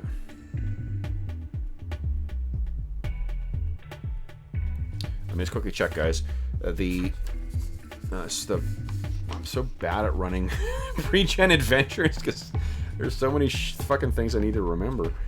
It's much easier when I just make it up on the fly. What I'm trying to see is when the Wilderness of Mirrors stuff hits you, because like each of the characters has a different point when it triggers. Meaning our own faction. Yes, the faction things. Like, again, like, if this was an ongoing campaign, I would keep these secret from each other. But I think it'll be fun to see how the Wilderness of Mirrors objectives kind of. I think that's got a lot of potential, no doubt. Definitely. Got used to it. Yeah. It's a cool way of having. Okay. Now, here's what I'd like you guys to think of is you guys do have, I mentioned before, you got like mentors or handlers from each of your own factions. What the expectation is you're keeping them filled in. They know you're part of Bureau Noir. How do you think you would communicate back to them? Like, would you tell them as soon as you get this? For you, Sir Pellinor, this is a big fucking deal. Like, this is a Olympic, imagine like an Olympic star, right? This is, you know, Michael Phelps suddenly dying, you know, for the U.S. Do you think you would report back immediately as soon as you're on the way there? Or do you think you would... So I think I'd start by kind of like essentially putting down the notes through Squire, dictating some notes to Squire, and then send these off to all relevant parties, basically. Send them, yeah. Okay, so you, let's say you're in an elevator, trying, you know, going between levels, in the circular, you know, rattling down. You've sub-vocalized, you know, you turned off the audio, you know, thing from your armor, so you're able to talk to Squire. Squire appears in this elevator next to you. What do you say to Squire? So I say we have an Aristea Star who is dead. We're investigating for Bureau Noir. I'm on my way, and I'll report back with any more details that as they appear. Squire, do you have any? What do you say in response? Squire says, "A crime against humanity, to be sure." Okay. So you transmit off. It's about maybe, maybe like another like 5 minutes or so. You know, when Squire reappears, there's another message, or there's an incoming call or transmission. Mm-hmm. Open it up. How does the thing display? How do you get a call displayed? Is it like someone appears in AR? Do you think they just, it's like a screen, you know, like 80s vid phone thing, or what? Well, I think it depends on, because I know who this person is, right? No, actually you don't. Okay, well then I'm wondering if what I get is like essentially a like waves visualization on the inside of my helmet, but don't actually get a like face to put it on. No caller ID. No caller ID. On this one there is. Okay. So yeah. So then we get the full AR style Squire transforms into. Okay. So you're in there and you're you know, thinking about this stuff. I'm not sure what you're thinking actually. You can tell us what's going on once you see who's calling. And what appears before you is a man who's probably in his, you know what, because my mind goes to this, imagine like a young Sean Bean. And he is dressed, he has his helmet off, but he's otherwise dressed in powered armor, very similar to your own. This guy looks like he's actually, it's middle-aged, so he's probably about 45, maybe pushing a little closer to 50, but, you know, clean cut, hair is you know, perfectly coiffed, and he says, God be with you, Sir Pellinor. My name is Brother Antonio Liejo. Brother Liejo. You know what? Hold on. I'm gonna replace. I forgot he's Portuguese. Let's say it's young Antonio Banderas instead. Okay. Okay. So, and he's got this. He said, you know, he appears, and I understand that you are on the C1D. I am. And I understand you have been tasked with the investigating the Eduardo Teixeira's death. That is correct. We've been informed by Bureau Noir that you would be investigating this, or by Bureau Aegis.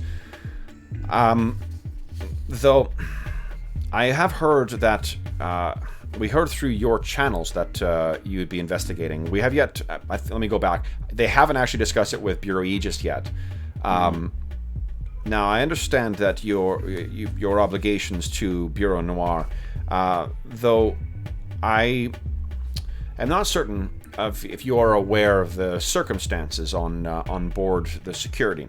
The current agent responsible for supervising Bureau Aegis's investigations on board has been quite problematic, and as is often the case in such things, politics has entered in and caused some tension between the parties.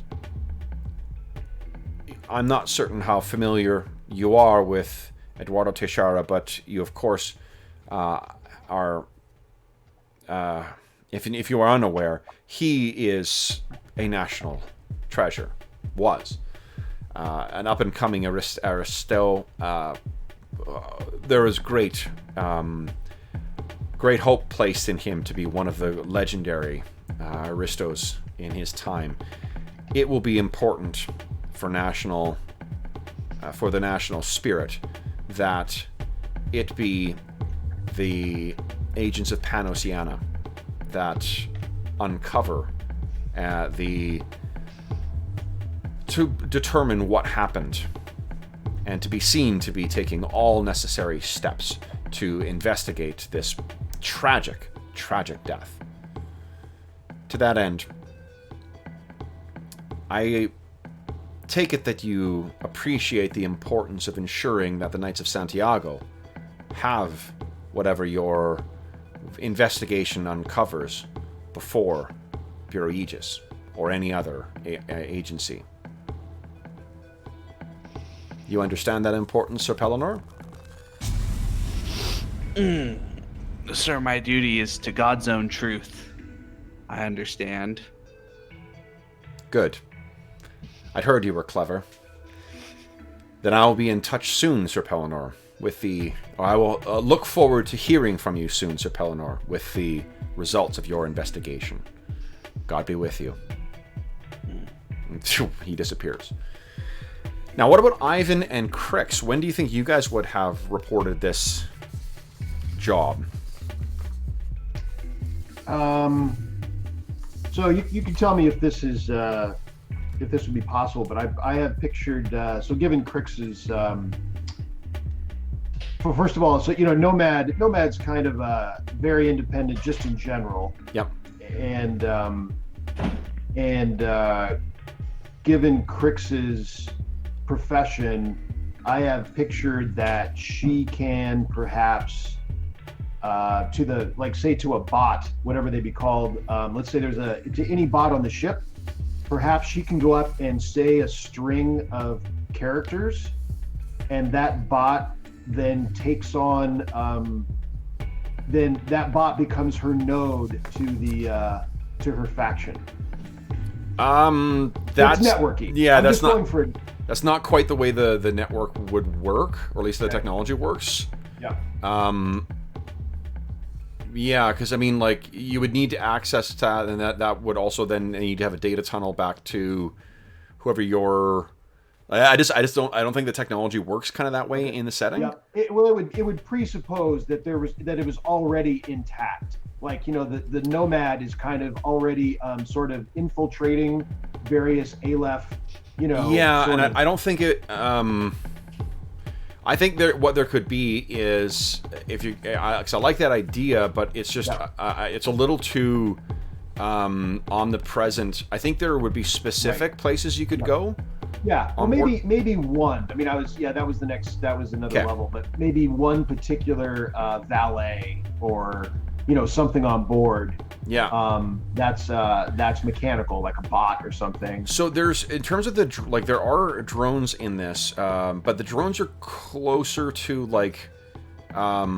they're not like Star Wars droids or anything like that. Like they're much closer to what drones actually are here, or like some of the crude robots that are being built, like that Centaur robot or the dog robot, the creepy walking robot.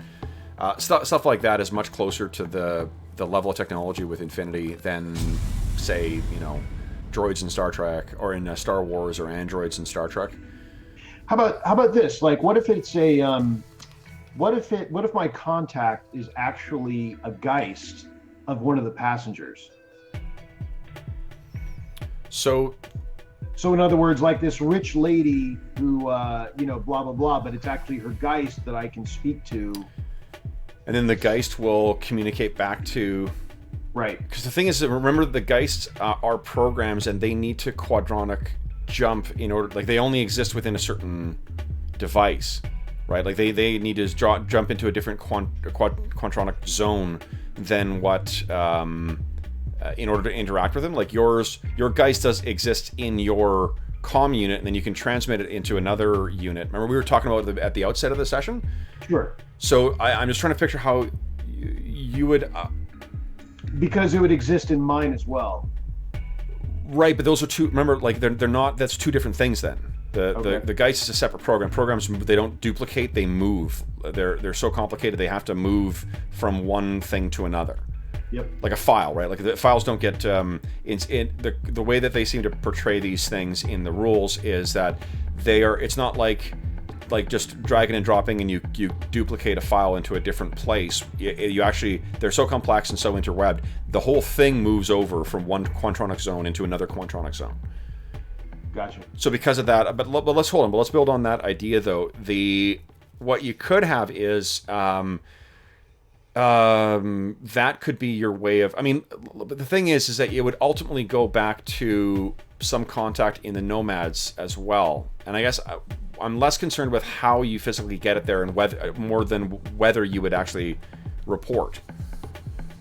Because like if they need to get a word to you, like it would be challenging for them to, like, you'd be constantly shadowing this rich lady trying to get access to her Geist then, unless you left it. I was picturing it not constant, but I was probably, because I was on this ship. Yeah. I was, I looked into, I as a matter of protocol, I found out, what's our contact on this particular circular, and they say, passenger of 1269. Okay. And so I'd go, got it, and then I'd move on. And it's not something I would be in touch with every day. It's only if something happened. Right, but that's the thing is, then how do they get in touch with you? Because they need to be able to reach you as well. Well, if we followed with that same theme, which is not necessary, but then all of a sudden I see the lady sitting across from me, who never contacts me, who never interacts with me at all. But okay, so sorry, I misunderstood. So it's the lady who is the contact, not the Geist. It's just that the Geist was kind of I was going for maybe too clever, but the fact that I would never interact with the actual human, and it's just the Geist. It helps with the cover that I don't actually say anything to her. Yeah. Okay, no, how about this? What if it's that it's someone's Geist, but you don't know who it is? It's someone's Geist, but you don't know who. Okay. So you don't know who the person is. You don't know who the Geist is associated with. If you like the idea of it being a Geist, you know that they've got someone on there, but they're so deep in cover that it's their Geist that appears to you and not the actual person. Sure. Yeah, I was just going for something techie and. Yeah, no, that's great. Okay, so what does the Geist look like when it's contacting you? It's going to be. I think it's probably going to be shaped like a pet. A pet, okay. So it's undercover. I mean, it's supposed to be, something that and our Geists can't be seen by anyone else but their user, remember, right? Augmented reality is a subjective view of stuff. Yep. So if you have if it's appearing in your vision, that's it. It's unless someone has hacked your comm unit, they can't tell what your AR is displaying. Right. Yeah. So let's. I don't want to get too far down. I'm following too much of a rabbit hole there. Yeah. It probably looks like.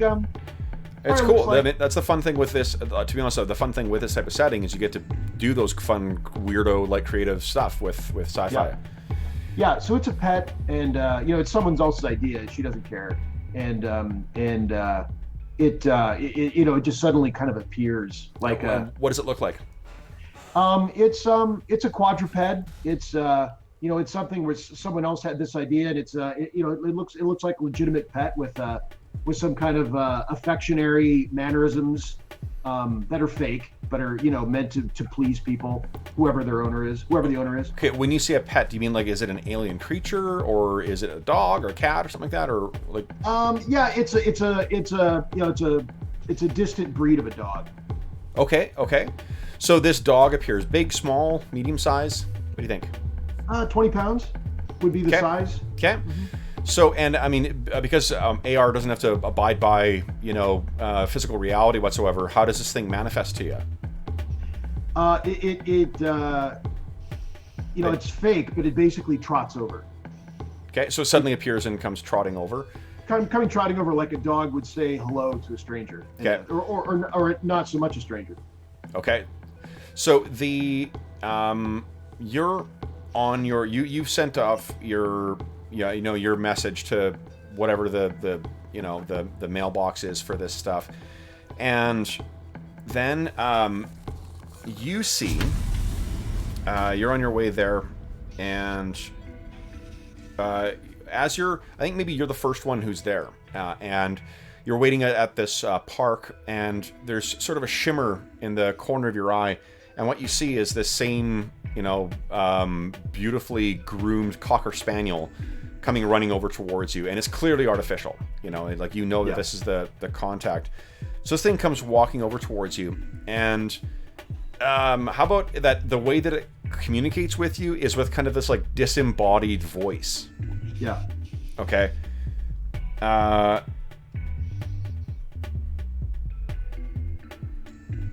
So what the dog kind of looks up at you, and you do a quick look around to see if anyone is watching you, and the dog says to you, "You are investigating Teixeira's death, yes?" That's correct. Teixeira is a popular pan-Oceania aristo. The particulars of his death would be quite damaging and embarrassing to the reputation of Pan-Oceania if the particulars of the death proved to be salacious. Yes? I'm not sure why everyone cares about a guy overpaid in tights, but I'm sure you're correct. Then you are to leak that information. Any information you find that is salacious and damaging to the reputation, the more salacious, the better. And the dog kind of starts, kind of panting, tails wagging. You understand your task? I do. I will see to it. The dog turns to walk away and then kind of digitizes out and is gone. Okay. And then as you're waiting, you see Ivan come walking up towards you as well. So Ivan, you certainly will have time to collect whatever stuff you want. Yep, so I'm fully loaded. Booted and combat geared. Okay. And then finally, Sir Pellinor, you arrive as well too. And what do you say as you come walking up? You see that these other two have been waiting for you. I suppose you two are fellow members of the team. Indeed, we'll be working together. I'm sure it'll be a Sounds good, pleasure. I'm Sir Pellinor. Crix.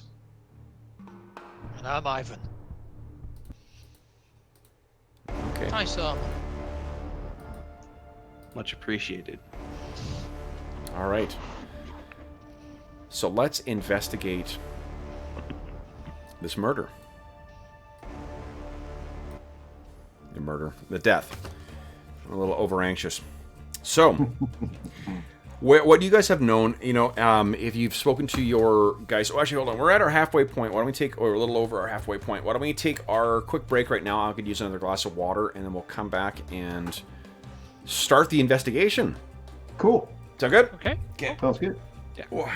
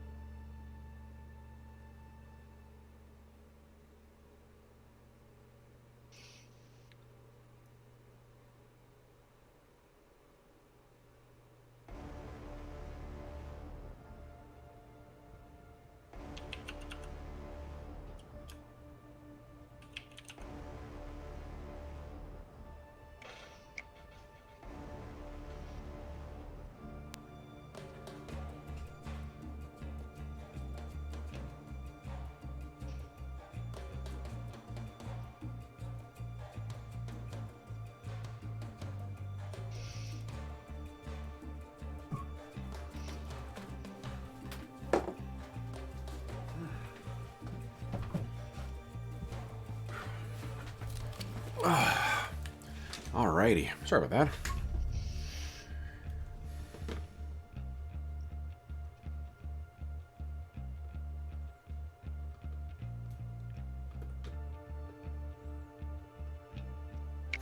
You've been called out in chat for always playing a paladin. Yeah, I saw that. Yeah.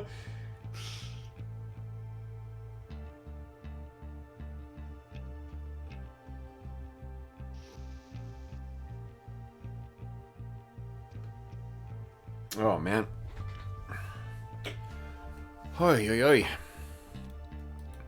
So this, man, like these games with complex rules plus complex setting is really fucking hard to get an actual play session in on the first thing.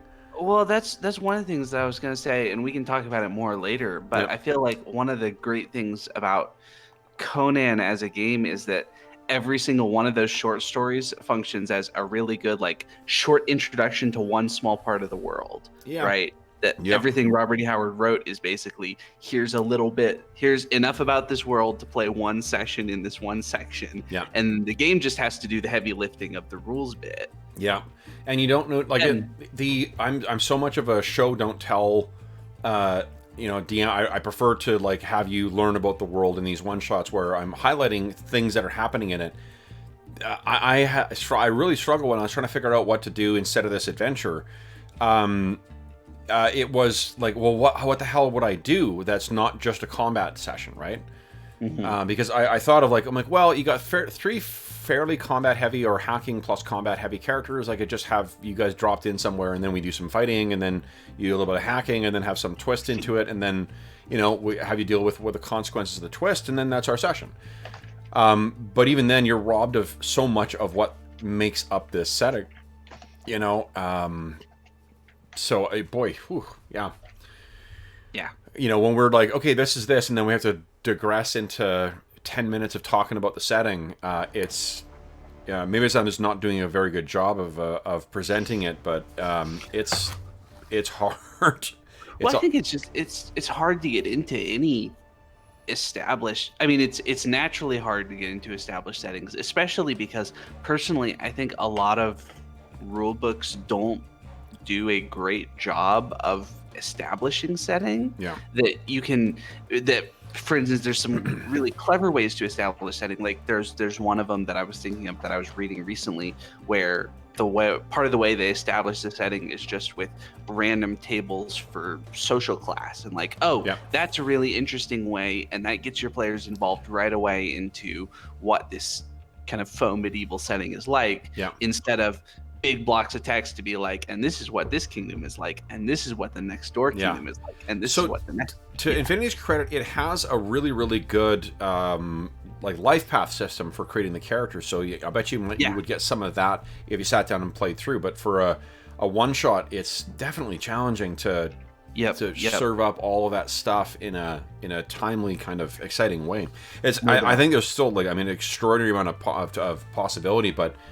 Possibility for great gameplay with this game, but it's man, oh man, and the setting itself has some really interesting ideas, but it is a lot. I did not have this hard of a time running Eclipse Phase, you know, which is I think a comparable kind of product. James, what we were saying, it's like it's these types of games where there's so much complexity to the setting as well as to the rules. It makes it really challenging to get a timely session in, right? Like we're continually having to stop to talk about rules or stop to talk about setting, and well, that's why I was having that chat on Twitter with the Six More Vodka guys about the Genesis. Because the system is apparently quite simple, so you can get your head around that, but the setting is so bizarre and unusual and complicated, and that's what's fun about it, that's what's great about it. But because nobody can see the TV show or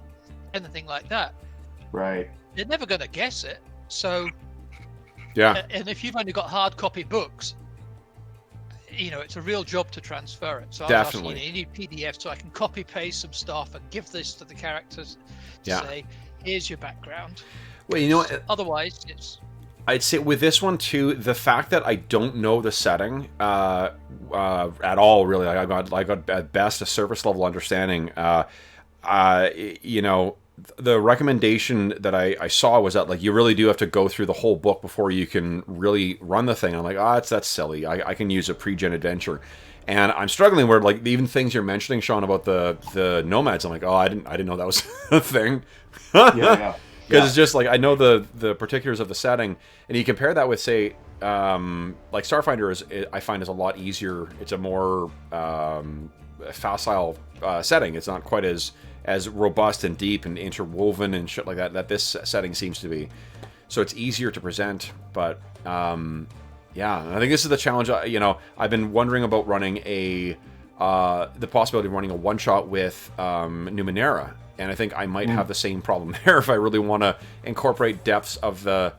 that might suit itself towards a more bite-sized kind of like, this is all you really need to know about this thing, and we can introduce the other stuff afterwards. But for this... Well, it's similar to our discussion about trying to run RuneQuest Glorantha. That is similarly a huge setting that you have to figure out something to do with it if you're going to run something that's not supposed to be, you know, the first session is basically just a world history dump. Yeah.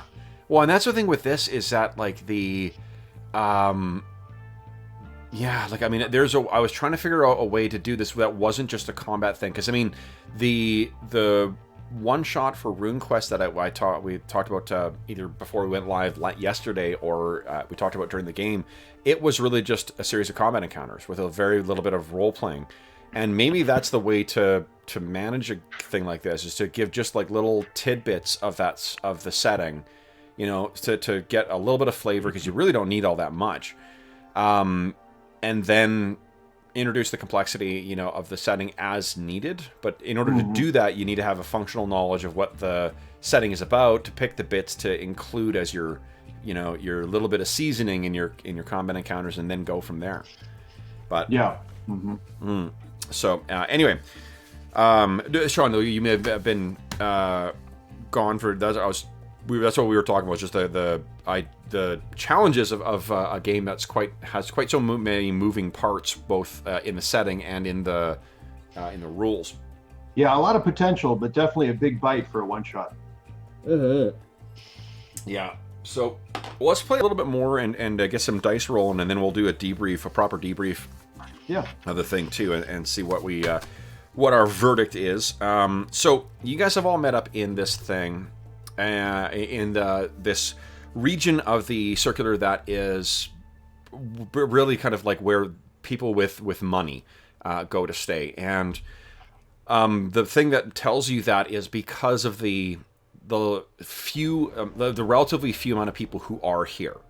You know, it's this beautiful sprawling park, and you can tell that this part of the circular as well too. It's actually like it's a massive curving area. Normally, they try to sort of downplay what the fact that you're in a giant, spinning kind of starship, and the way they do that is by having smaller. Your rooms are small. They have flat floors, but this one is so big.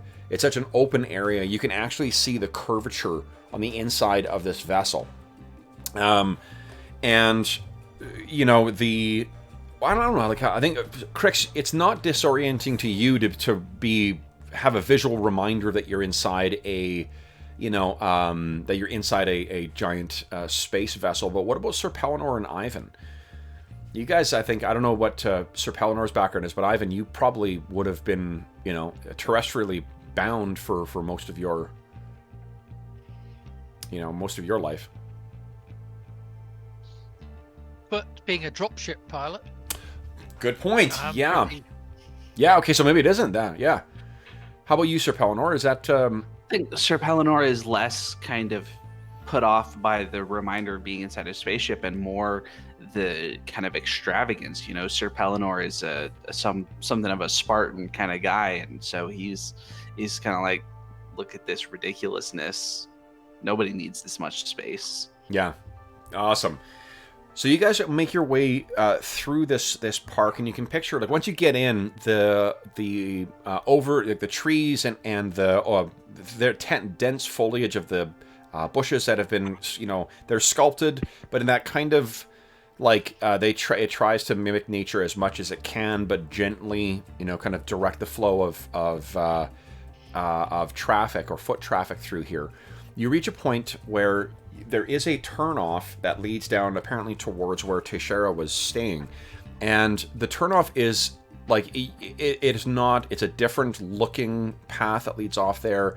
It sort of is not obvious from either side. It sort of goes in and then arcs to the side. So if you're coming from one direction, you really can't see it very well, and you're coming from the other direction, you can't. You would see it, but it look as if it turns deeper into the woods.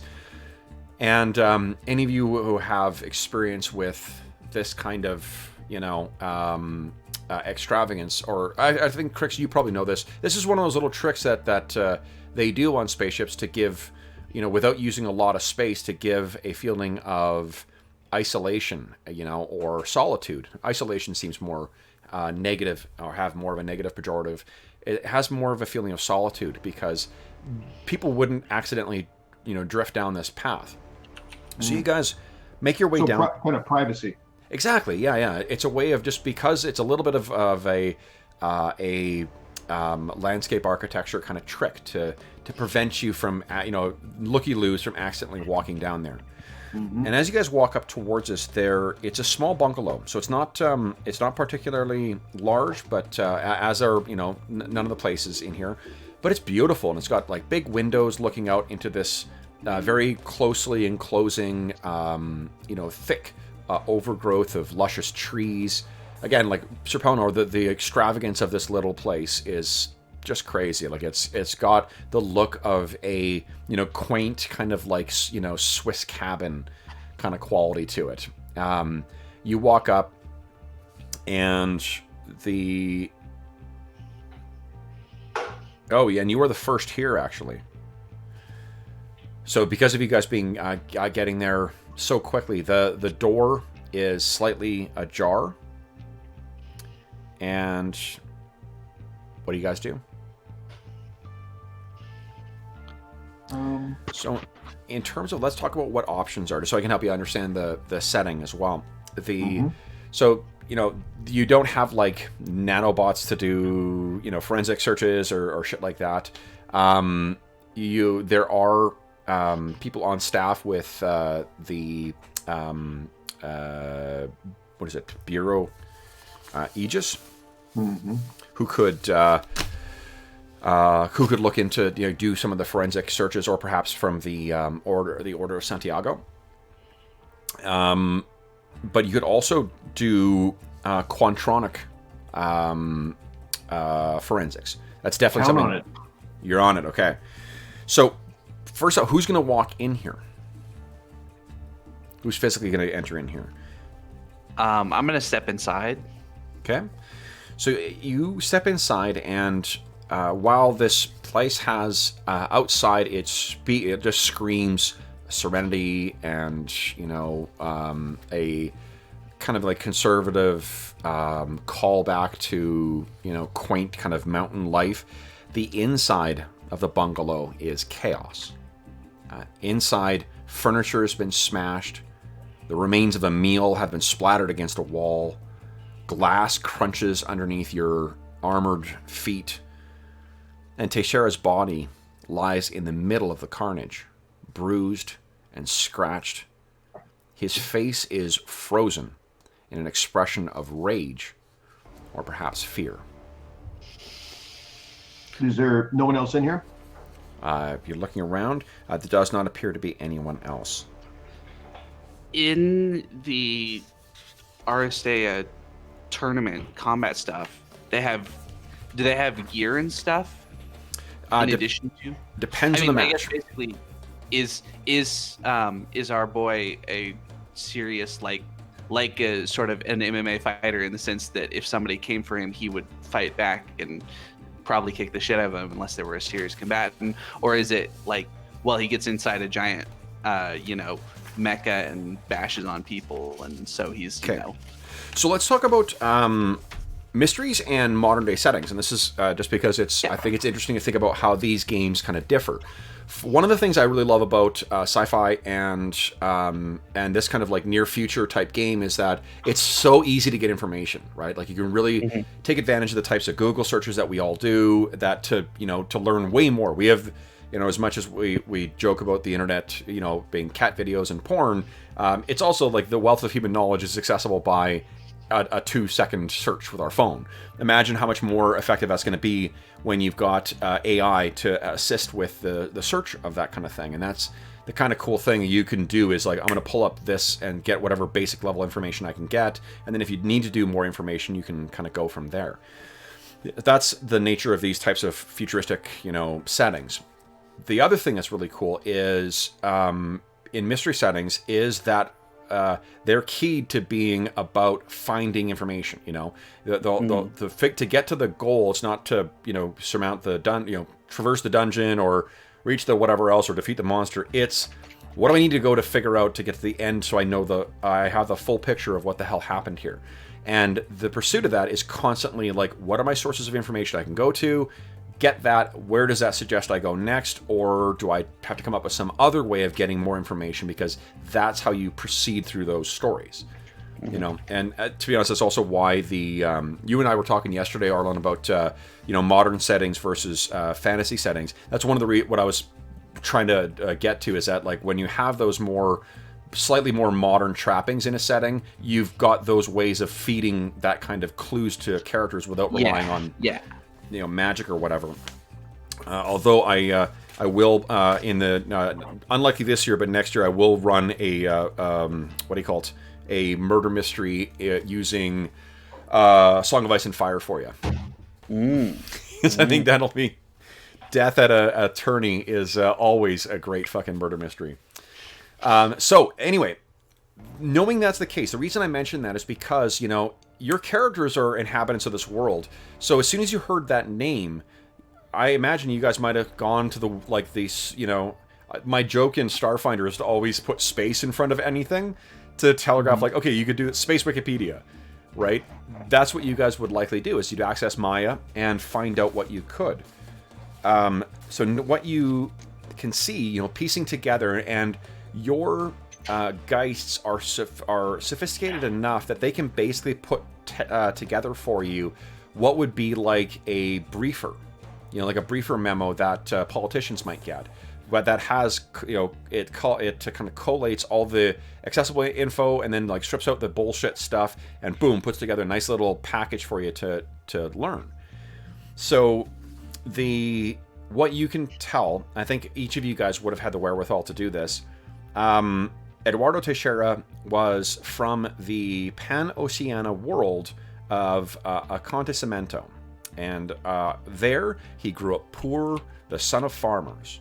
But his fluid fighting style, developed from the capoeira brought to Acontecimento by South American colonists, carried him from small displays on market days in his hometown all the way to the heights of the Aristea circuit.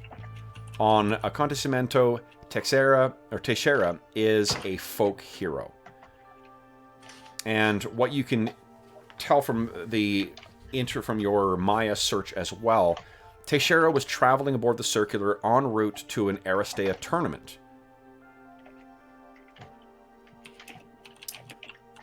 And that's the base level kind of what your base level searches would turn up.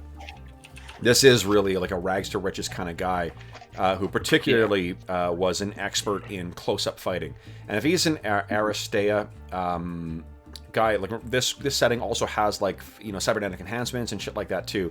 This is a guy who can compete on the league with that type of augmented person. So he was no doubt an extremely tough customer. Yeah. Crix mumbles, I guess we can rule out natural causes. Mm-hmm. So let's help with... Oh, go ahead. As part of the search, has the news broken about his death to the public? No. Okay. They seem to know, like, almost immediately. Okay. Why don't you... Crix, give me a hacking check, please. Difficulty will be 1. Okay. And I will mention too that one of the things Crix is going to be trying to do, and maybe not this, but perhaps, is visitors. So she's going to try to get into the ship's records, maybe this room's records. Maybe nothing exists, but she's going to be checking in to see if she can tell who's in here. So let me give you some help with the like how to. Like part of the challenge with some of the sci-fi hacking stuff is figuring out what the fuck can I interact with, right? We had this problem with Starfinder where you talk about hacking, but it's hard to picture what that actually looks like in the game. Like what physically things are you activating?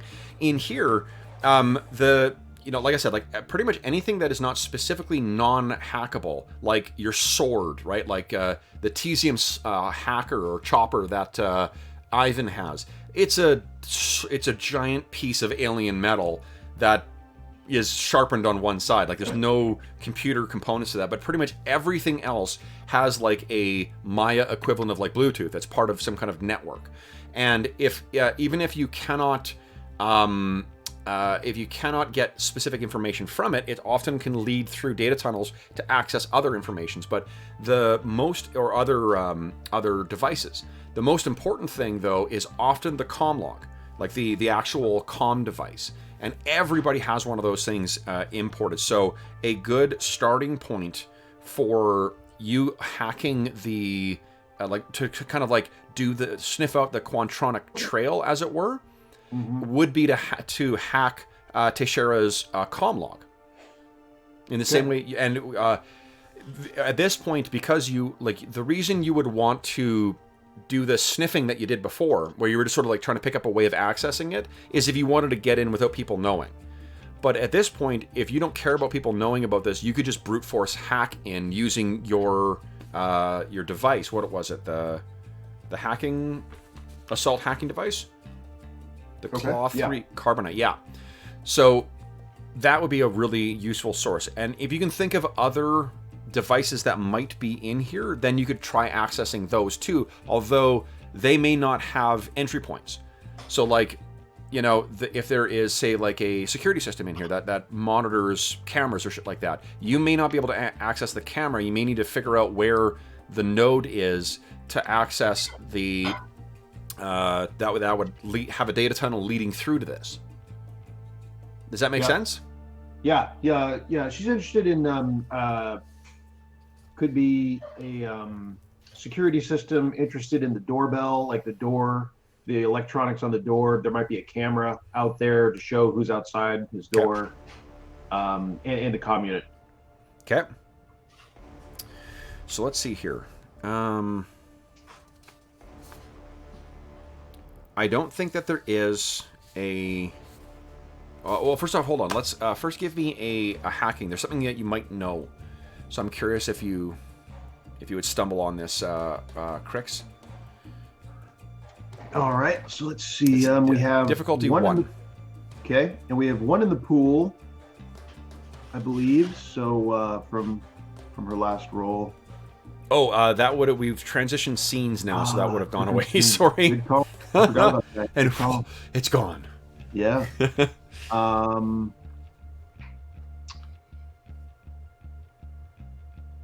How confident are you to get the 1?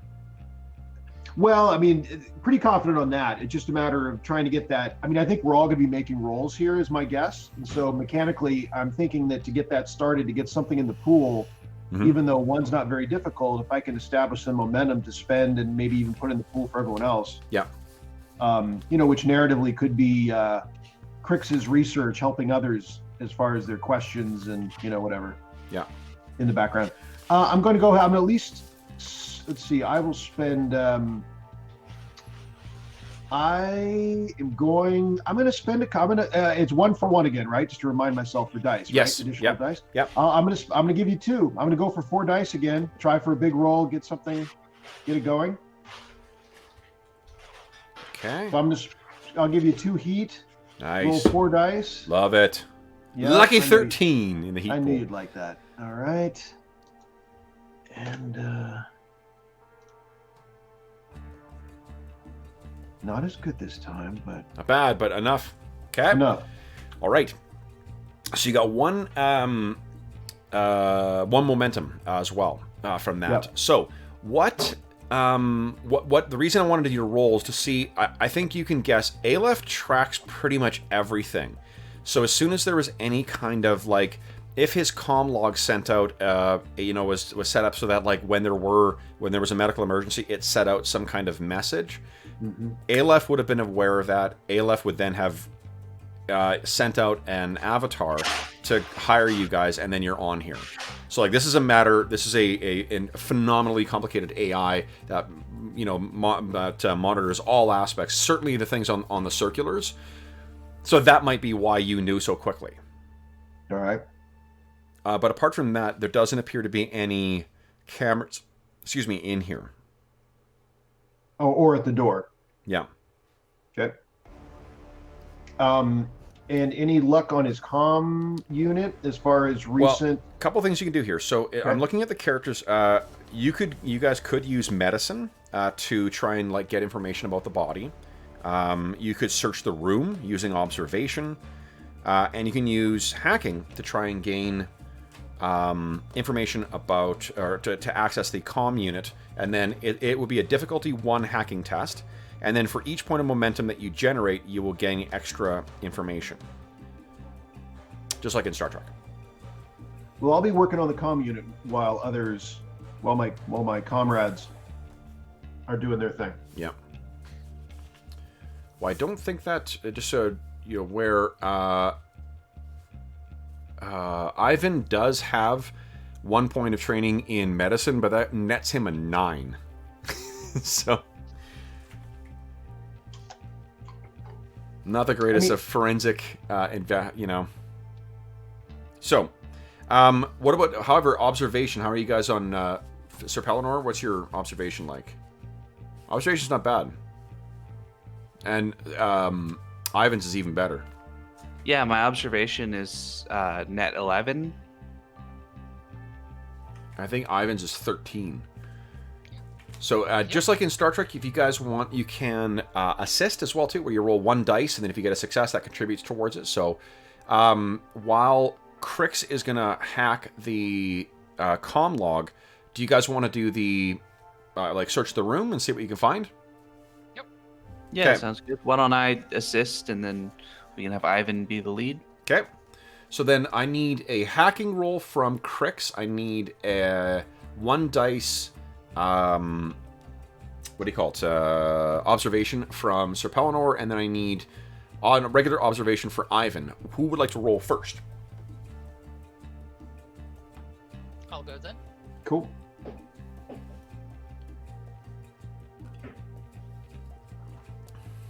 Nice. So Ivan contributes 1. All right, assisting. No. Excellent. Okay. Now that leaves 0, or so there's still 1 momentum in the pool. Reverend, Crix, would you like to give me a hacking check, please? All right. I'll use the momentum. I'll add a 3rd die. Okay. And okay.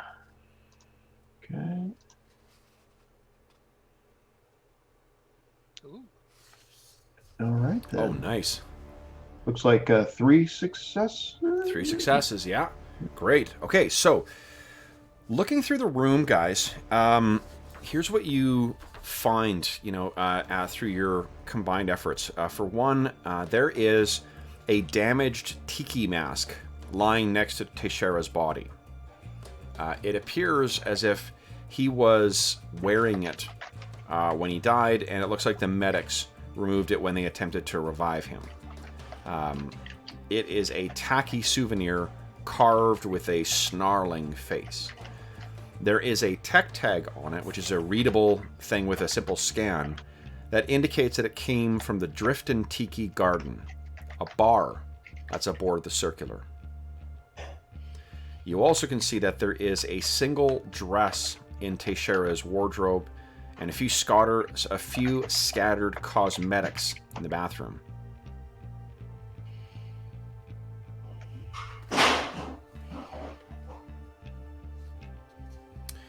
Now, as for the hacking, so you're able to access the...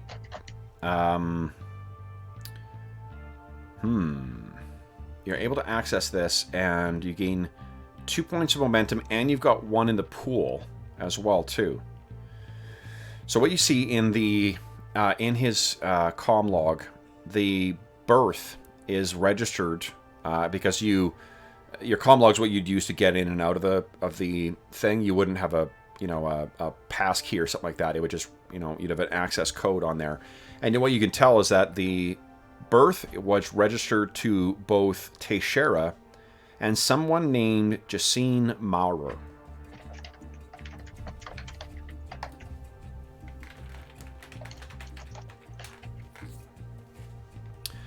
You can also see that there are Teixeira's messaging history includes frequent contact with Jacine Maurer, who's clearly his girlfriend. But you can tell from the log that their communication abruptly stopped 2 days ago. All right. You also there is sufficient information in the comm log to reconstruct his augmented reality environment at the time of his death. So you could basically load up and see what he saw. Do you want to do that? I do. Is there a way that I can share it real time with Sir Pellinor and Ivan? Yeah. Oh, yeah. Now that you got that information, you could share it over with each of the guys.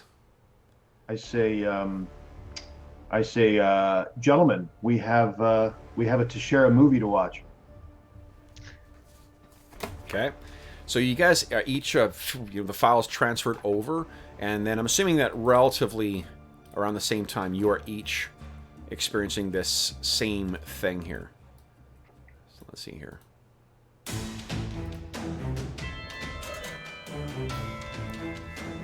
So as this loads up, guys, it is like, and I think we've all done this, where you've thrown on headphones, you throw the music on, and it's at full volume by accident.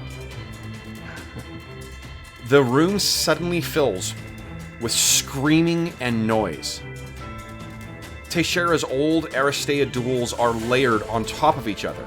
Opponents coming from every direction, shooting and kicking and slashing. It is intense and panic-inducing. A complete sensory overload. To the point that I think that every one of you, after like 5 seconds of this, you suddenly, And as soon as it came on, it leaves. You really don't want to do that again, or at the very least, dial down the AR interface. But yeah, you can picture the insane subjective perspective that he would have had in these things, racing, his heart pounding, pain from wounds that have been suffered, beating people to the ground, stabbing them, dodging bullet fire, the concussive force of grenades, but every single one of them all experienced at the same time, overlapping with each other, but all looking as real as if it was in real life. That, unsurprisingly, is not how it is supposed to be. So, what do you guys do? There is still, of course, the body.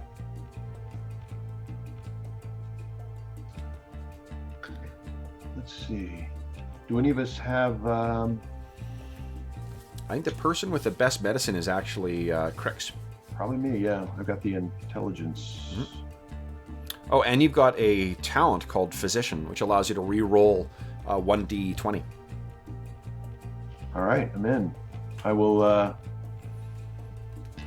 set aside the network for the moment and do a little physical examination. Mm-hmm. Okay, so take a look at the body and let's see. So you currently have 1 momentum sitting in the momentum pool, if you want to take that. Let's see.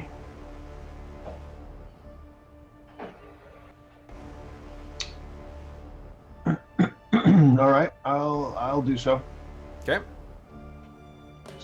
So, all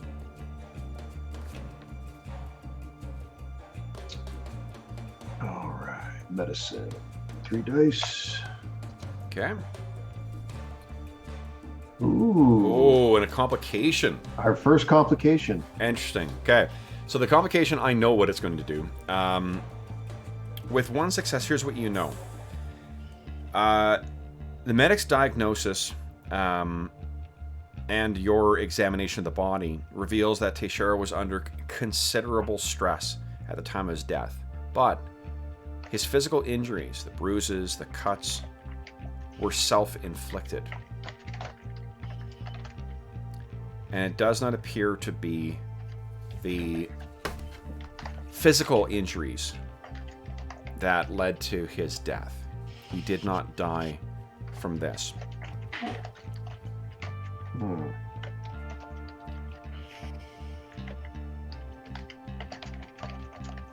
So I'm not sure the cause of death? Not sure cause of death, no. Gentlemen, despite the corpse's markings, I can't tell what he died from. It wasn't these. It looked like he did this himself.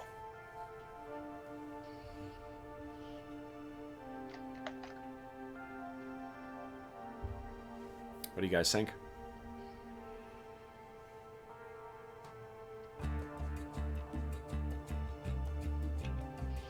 So how could he have done it himself? Did he somebody somehow hack into him in some bizarre way? Who has... Let me see here. Why would a man go stab himself like this and smash up? It sounds like it wasn't under control.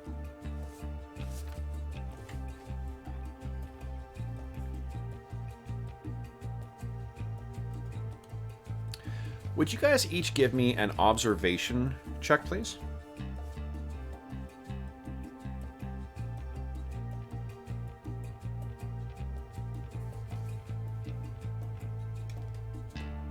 One, 0.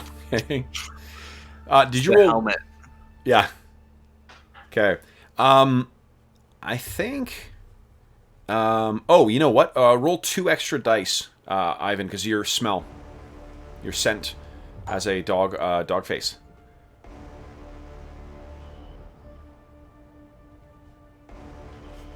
Oh, and who's got?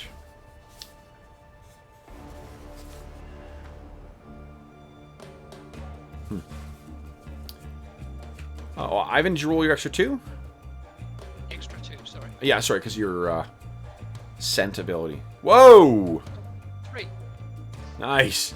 Nice. Okay. So The you're sniffer.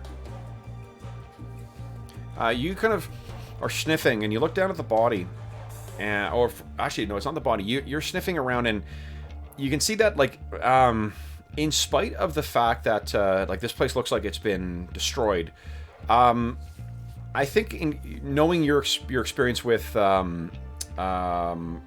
it's called Dog Brawl, Dog Bowl. You know, you were a semi-pro, if not pro, Dog Bowl. You know, when a athlete dies, there's something that, you know, there's usually some, you know, sanitizing of the place. So you're kind of looking around. You're sniffing. You got his scent, and this being a hotel room, it's fortunate that you're able to distinguish his scent from sort of the others. If this was his room, it might be harder to distinguish something that he touched from, because it's his place. But you get into the bathroom, and you're sniffing, and you get to the drain of the sink, and it's a what do you call it? It's a kind of like vacuum thing where it tries to get everything away. And you look in, and sideways there is a little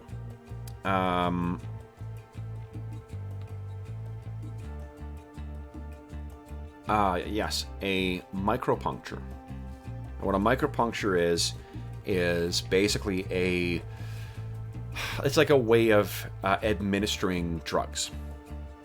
Picture like a little stamp kind of thing that you put it on there, and it shoots whatever drugs that you want in there. This has his scent on it.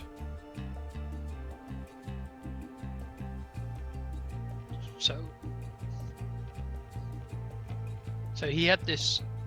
We've got a patch which he obviously used, which could have injected him with something. Yeah. Some sort of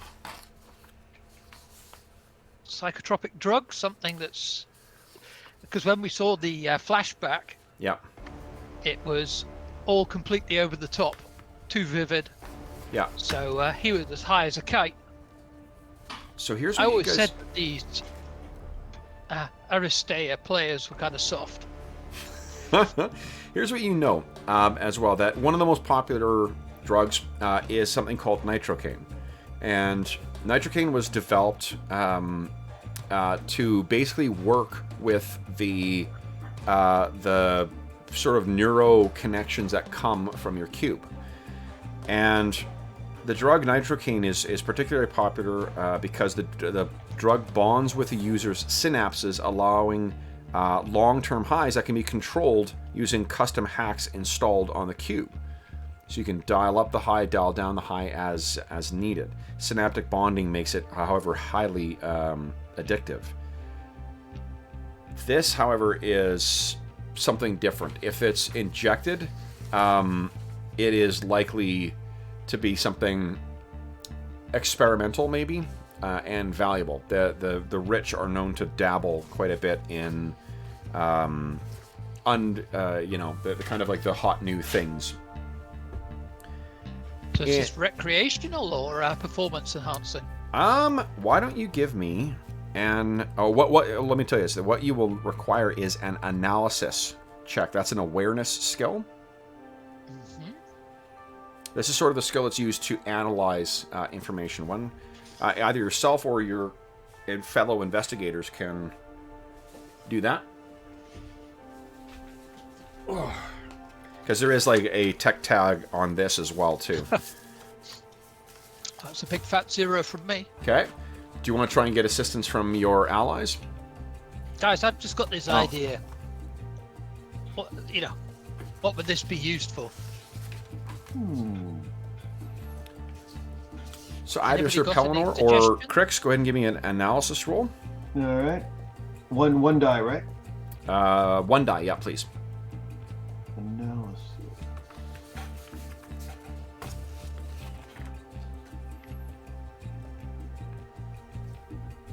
There you go. There you go. Yay. And Sir Pellinor? Now, the only thing is Me don't too? these only come into Yeah, both can. Okay. did these only come into play if Ivan succeeded though? I'm going to let you succeed anyway. Okay. No, nothing from Sir Pellinor. Okay. So what you can tell, there is a tiny AR data packet with the Mesomed corporate logo on there, and you know that Mesomed is a small pharmaceuticals company focusing on silk-derived therapies. Silk is the material used in the cube for your connection. So basically, this is something that's generated. I think that's what allowed you to pick this up in the first place. Okay, Yeah, that's fine. because it was a pretty tricky thing to get to. So what do you think, guys?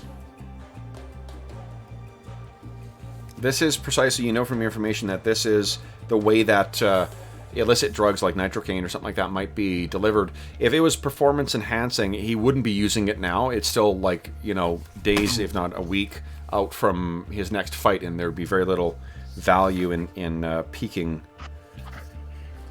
Looked like Teixeira got bored, guys. He was trying some powerful stuff. Mm-hmm. I wonder.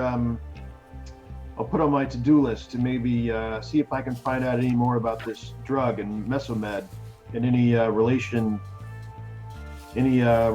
with Teixeira, even. Yeah. Okay. And how about if your contacts could say, is this a normal side effect of this drug, or could it have been tampered with? So you guys don't actually know what drug is in there. Do you want to give me a medicine check? All right. Let's see here. We're currently at 0 momentum, right? I believe so, yeah. Yep.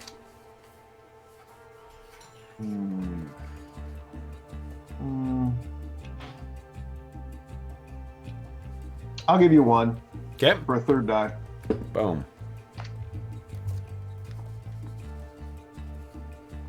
Nice! Holy shit. What was the difficulty for the purposes of momentum? The difficulty is 1. Okay. Cool. So here's what you... Looking at this stuff, so the reason I mentioned nitrocaine is because it's kind of like the most popular thing with slight tweaks on this. And unsurprisingly, this does appear to be it appears to be nitrocaine. However, with your other momentum, for 1 momentum, I can tell you some other information about this. Sure.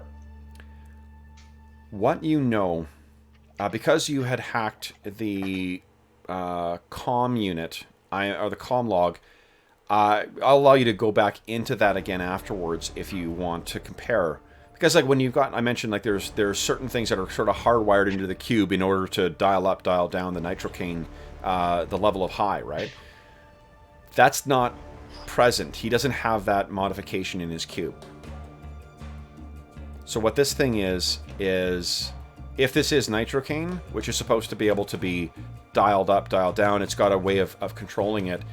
The way that you modulate the high in this is not a hardware thing, which means it's likely a software thing. And the reason that's important, it's harder for hardware to be hacked. Software, on the other hand, software can have glitches, and software can be hacked. So somebody could have knew he used this stuff and then dialed it up to 11 using software. It's possible. And at that, so you guys, the scene's taking place in in kind of like the living room of the bungalow. His body's on the ground too. And then Crix, you see something flicker out of the corner of your eye. And you look over, and what you see standing in the doorway of the bathroom is Eduardo Teixeira. His body as beaten and bloodied as you see now. His one eye all, kind of glazed over in white. And he begins striding towards you. And he's doing that kind of, one head to one side to loosen the neck up as he's coming in to fight you. And in the figure has all of the markings that this is what we saw on the ground. This is what's on the ground right now. Sir Pellinor, Ivan, you don't see this at all. And this thing is breaking into a run, about to tackle you and take you down, Crix. And that's where we'll leave the session. Oh, nice. So before we go into the outro, we did kind of a debrief. Before we really got to start doing some dice rolls. But what are some takeaways from you guys from this?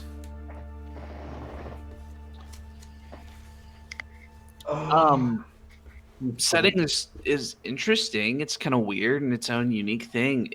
I think I'm at about the same place that we were before, that it's a lot to take in between the setting and complex system, that it's a lot to start with.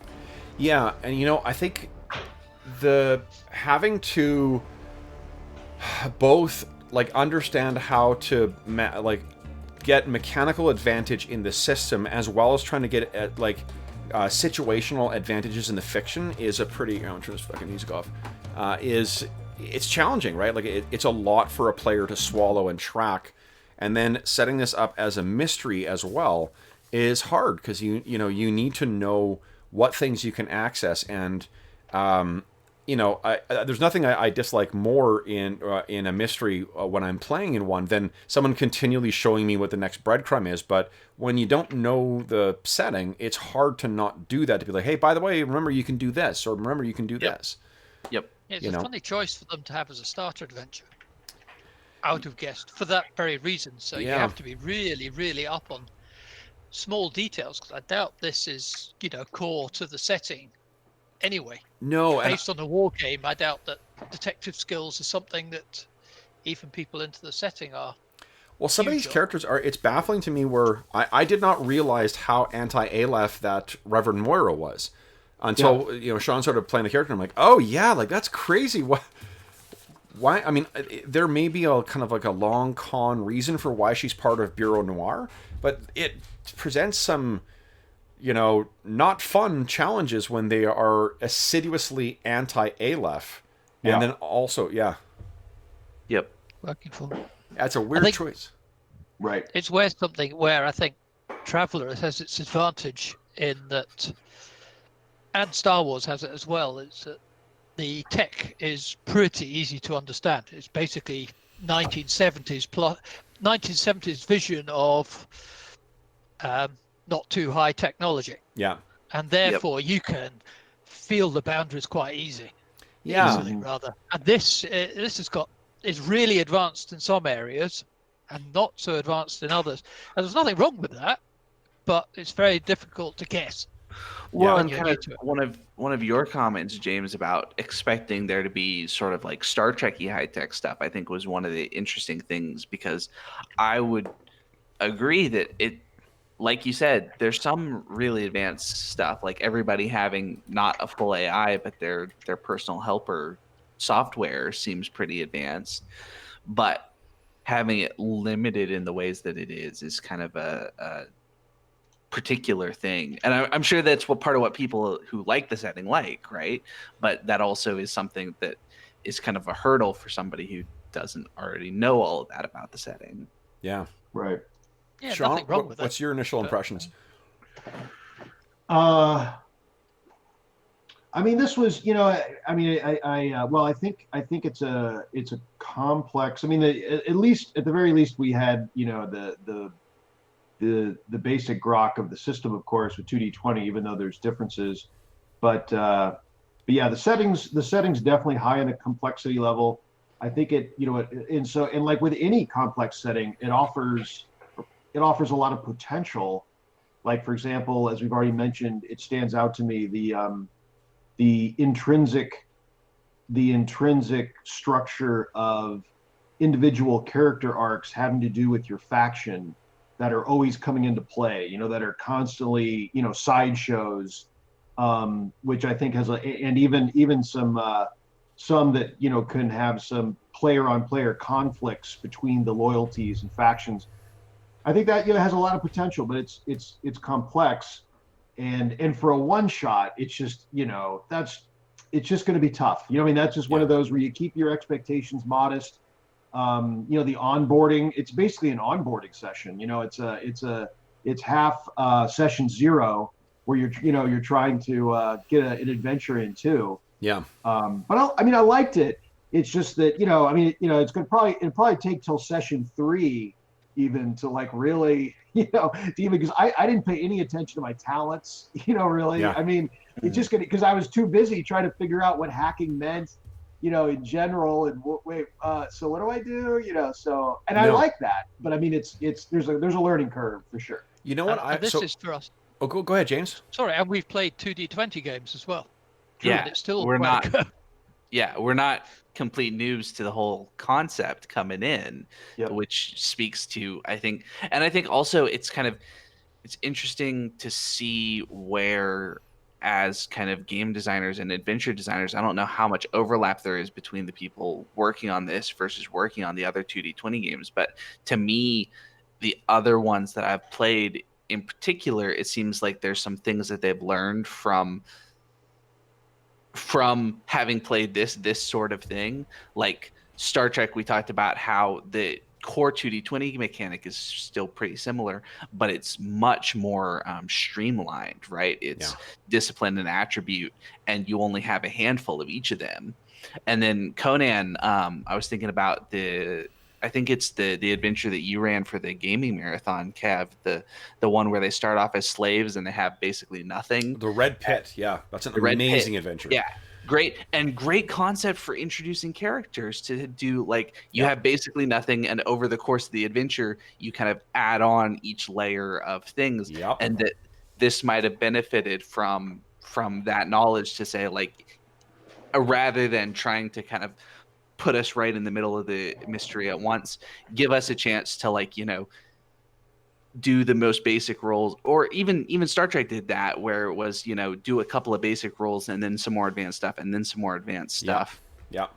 And I mean, this I reading the role-playing game and reading the like the core rulebook, I mean, and then reading the circular file thing, I think that the target market for this is people who are fans of the existing product. And licensed products are that way in general, right? So Star Trek is like that, Star Wars is like that, and whatnot too. But I think because it is more of a niche product in comparison to those other licensed properties, I think it's hard, or it doesn't do your game any favors for attracting non-pre-existing fans to make something that so heavily relies on the particulars of that fictional world, in particular when it's such a rich and detailed world. It's got so many nuances to it. If I had to do this again, what I would do, and I don't say if I had to, like, I will run this game again, because I really, really like the world and I want to learn more about it. This module does not help me understand things about the world all that much. And it doesn't help me teach people the rules very well either.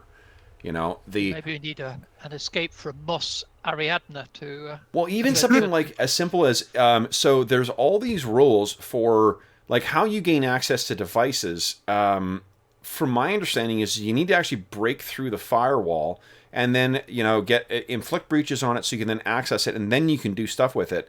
But then in this, they say, all you need to do is just make some rolls and count momentum. It's like, why wouldn't that have been a really good opportunity to teach us the hacking rules? And like, there's other aspects. There's things in this. One of the reasons why I elected to, or I thought at least about rewriting it, is there's parts of like later in the adventure where you can do other things. And once you said you were going to play Moira, Sean, I was like, okay, cool. This will give me a chance to take care of, to do the hacking stuff. Yep. But every other adventure has like a little, it's basically got a cheat sheet of two things. There's a cheat sheet of the grid that makes up the social connections, so you can track how to get to different people using Psy-War, which is a really cool mini game. And there's also similar things that are the maps to get through the different nodes, like how to access the information. But there's none of that in here. And like, it's not a complete, the quick start is not a complete starter thing. It's really an intro adventure that you need the core rulebook for. So the people who are presumably running this already have access to the core rulebook. Why would you not take that opportunity to do that? And every other adventure has that stuff. Like, I'll show you guys what I'm talking about the map. So here's the network map that you would see in some of the other adventures. Okay. Mm-hmm. So it tells you how to navigate, and that's what I was trying to describe, like it being sort of like a dungeon crawl, Sean. Yep. Where you're getting through. And this tells me like what the different contacts are, how the tunnels are, and then what intrusion countermeasures are found in each of these nodes too. Right? So like, just like a dungeon map, you'd find, how you get access to the, what do you call it? How do you get access to the different bits of information? And then there are, I think they're blue, is the social networks. I don't know if I got an example here, but the thing is, they didn't put that in this game, in the intro adventure, and it's just like that would be a way to, to allow you to make you take full advantage of those fairly complex rules. Here's the social network. That's what a social network looks like. So they even cleverly color coded them.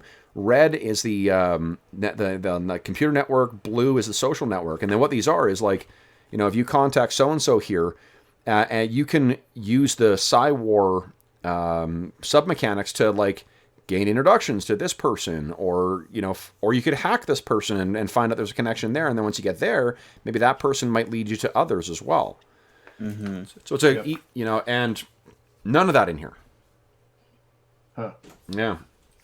So there's a question on this, just on the system. Is this, and that looks genuinely looks kind of fun and cool to do, but is this one of these mini games that results in half the party staring at the ceiling? interesting. No, they've intentionally, because all the hacking takes place in augmented reality. It happens at the same time.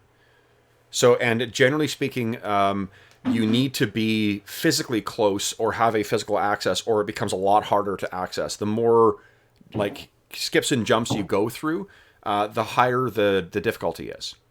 But is this something where the GM and one player go off into a corner and play their own little game for a while everyone else goes get a coffee? Nope, that all takes place because it takes place in real time.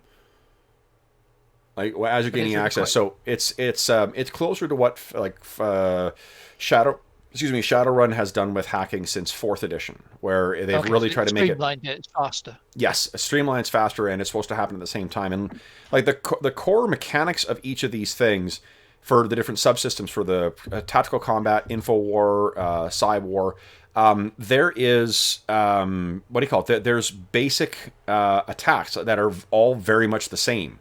You know, you make an attack, there's a defense, just like in Conan or in Star Trek, where you make the attack, the person can do a reaction to try and reduce your successes, and then they make a save, you know, and then you roll damage, and then you apply that versus some, you know, numerical thing, and then if you roll enough damage, then you can inflict a special effect, like a wound, or a metanoia, which is like a psychological kind of thing, or a breach in computer things. But it's all, like, all of those, if you take off the names, they all function exactly the same way. You have weapons that are just like, you know, certain kinds of social techniques, or that are, you know, programs you use for hacking. So it's, and that's why when I read it, I'm like, okay, this will be fine. I just won't involve a lot of the complexity, keep things very basic, and it'll be fine. Not really realizing that, I need to make it clear what the hacker can do. You know, you still have that sub, and you're right. There still is, because they're happening at the same time, but they are acting on a different platform and in a different zone, as it were, than what everyone else is. Mm-hmm. Then there is going to be a little bit of slowdown there, and a little bit of disconnect between what the hacker's doing and what everyone else is doing. But I don't know how you get away from that. If you have hacking in your game, I don't know how you get away from that at all. Yeah, no, true. Yeah. Right. Yep. But and even in choosing it, you know, and in fact, you may recall, Kevin, when I posted on Discord that I was considering between two characters, the hacker or the face. And I was even giving, you know, that, I mean, if I really cared, I would have made it more, obvious, but I was giving you the opportunity to go, oh, don't take the hacker, because, you know, that there's a possibility, because that was my thought. I kind of wanted to try him out, but for a one shot, and Infinity looked a little complex. I mean, I'd looked through the materials a little bit in the past. And so, you know, hacker can be a handful, kind of like the magic user, you know, you might have your handful over there kind of deal. And that's why I liked the look of the hacking rules. And I think there's part of my job is to help you guys understand the rules. And I clearly did not know the hacking rules as well as I thought I did, which is to say not at all. So that is completely on me.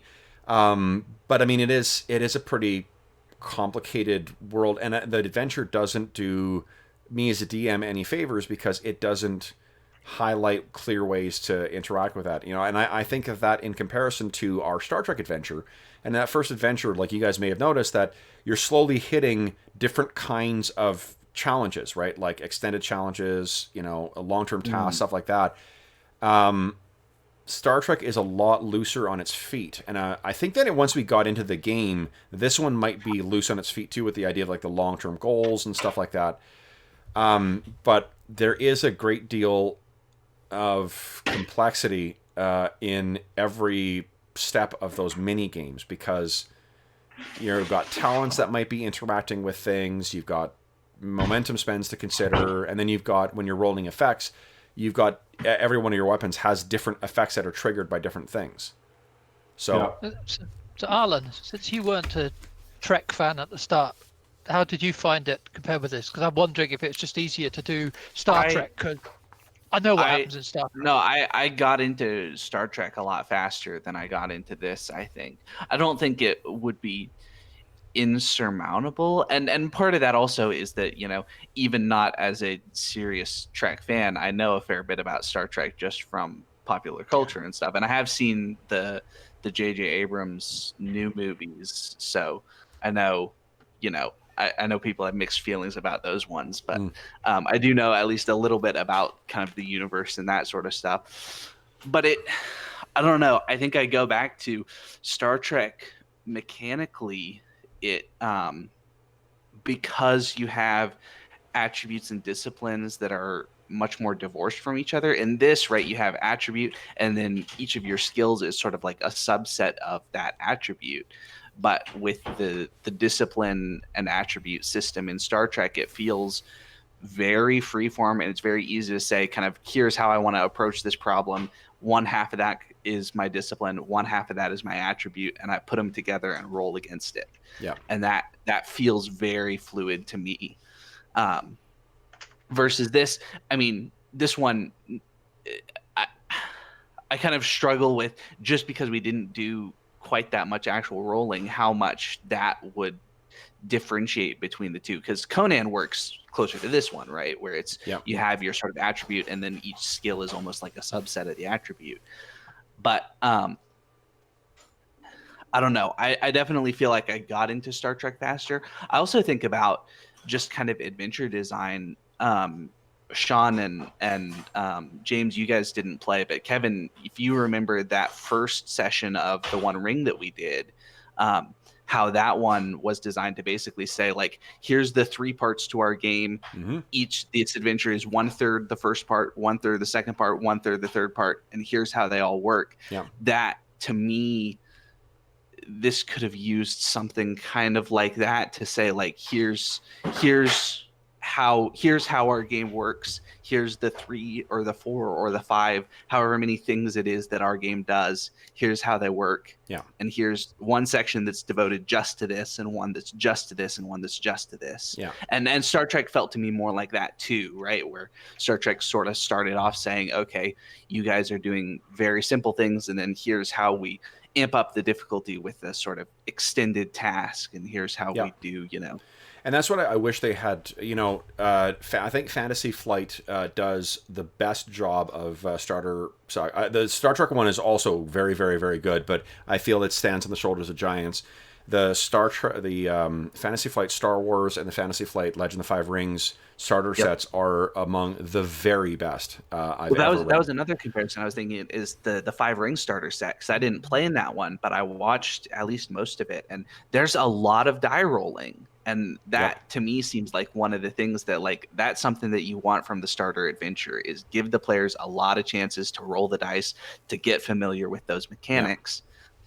This in fairness, if we had just sat down and started playing this too, I did a lot of intro stuff there to set up, like, who you guys are and whatnot too. So we did spend a lot of time before we went live, and also when we went afterwards. So to give that is not what is required by the adventure. So I know that, but I don't know how we jump right in without giving you guys that info. I guess that's my point, is that it's that combination of complexity of game and complexity of world means that we kind of need to take time to talk about the world, which means that we're not taking time figuring out how the game actually works. Well, you know what? I think if what they had done is just pick one faction. Just pick one faction, have a bunch of people so you know why you're all together. You don't need to know anything wider about these things. Pick one enemy or one adversary.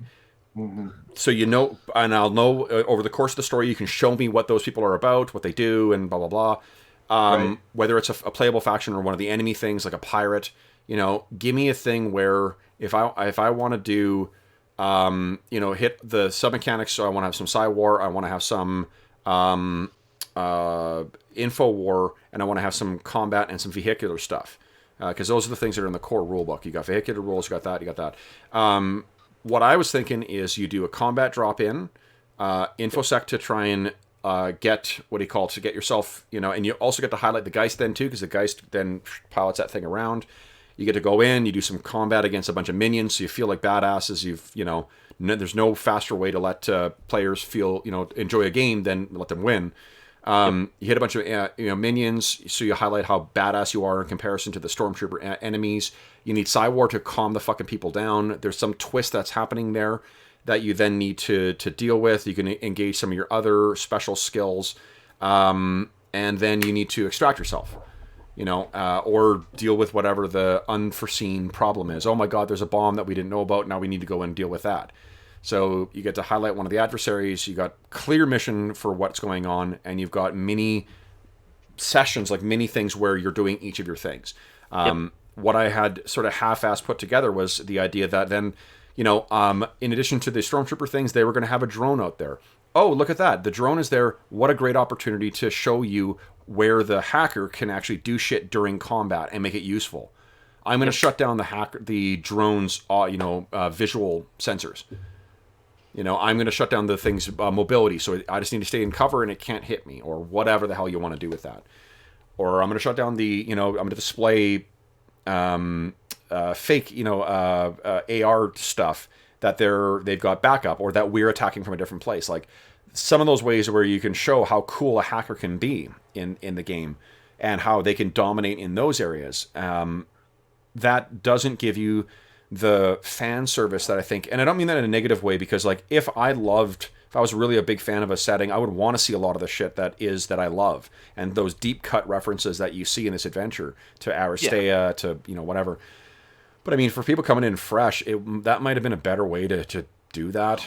Well, and for a game that has its roots in wargaming, you'd think that one of the first things they would say is people who come to this game are going to be expecting, they want to feel like heroes in the midst of a battle, right? Because that's what I always think of is when I play an RPG that comes from wargaming roots, that's why I'm coming to it, is because I like the feel of the big battle, but I want to be the hero who's down in the trenches in the middle of it. Yep. And that would be kind of the first instinct to create a session like what you're talking about with the Stormtrooper thing, right? Start them off feeling like badasses in the middle of combat, and show off that everybody has something to do during combat if that's one of the selling points. Exactly. And particularly if you look at the picture we've got in front of us, the whole advert, the whole lead-in, that's exactly what it's advertising. And then inside you get a mystery. Which so that's something I put together. I put together that image from it's from one of the things, but it is, I mean, like the thing is, this is the cover of the game. Yep. Yeah, similar concept. Yeah.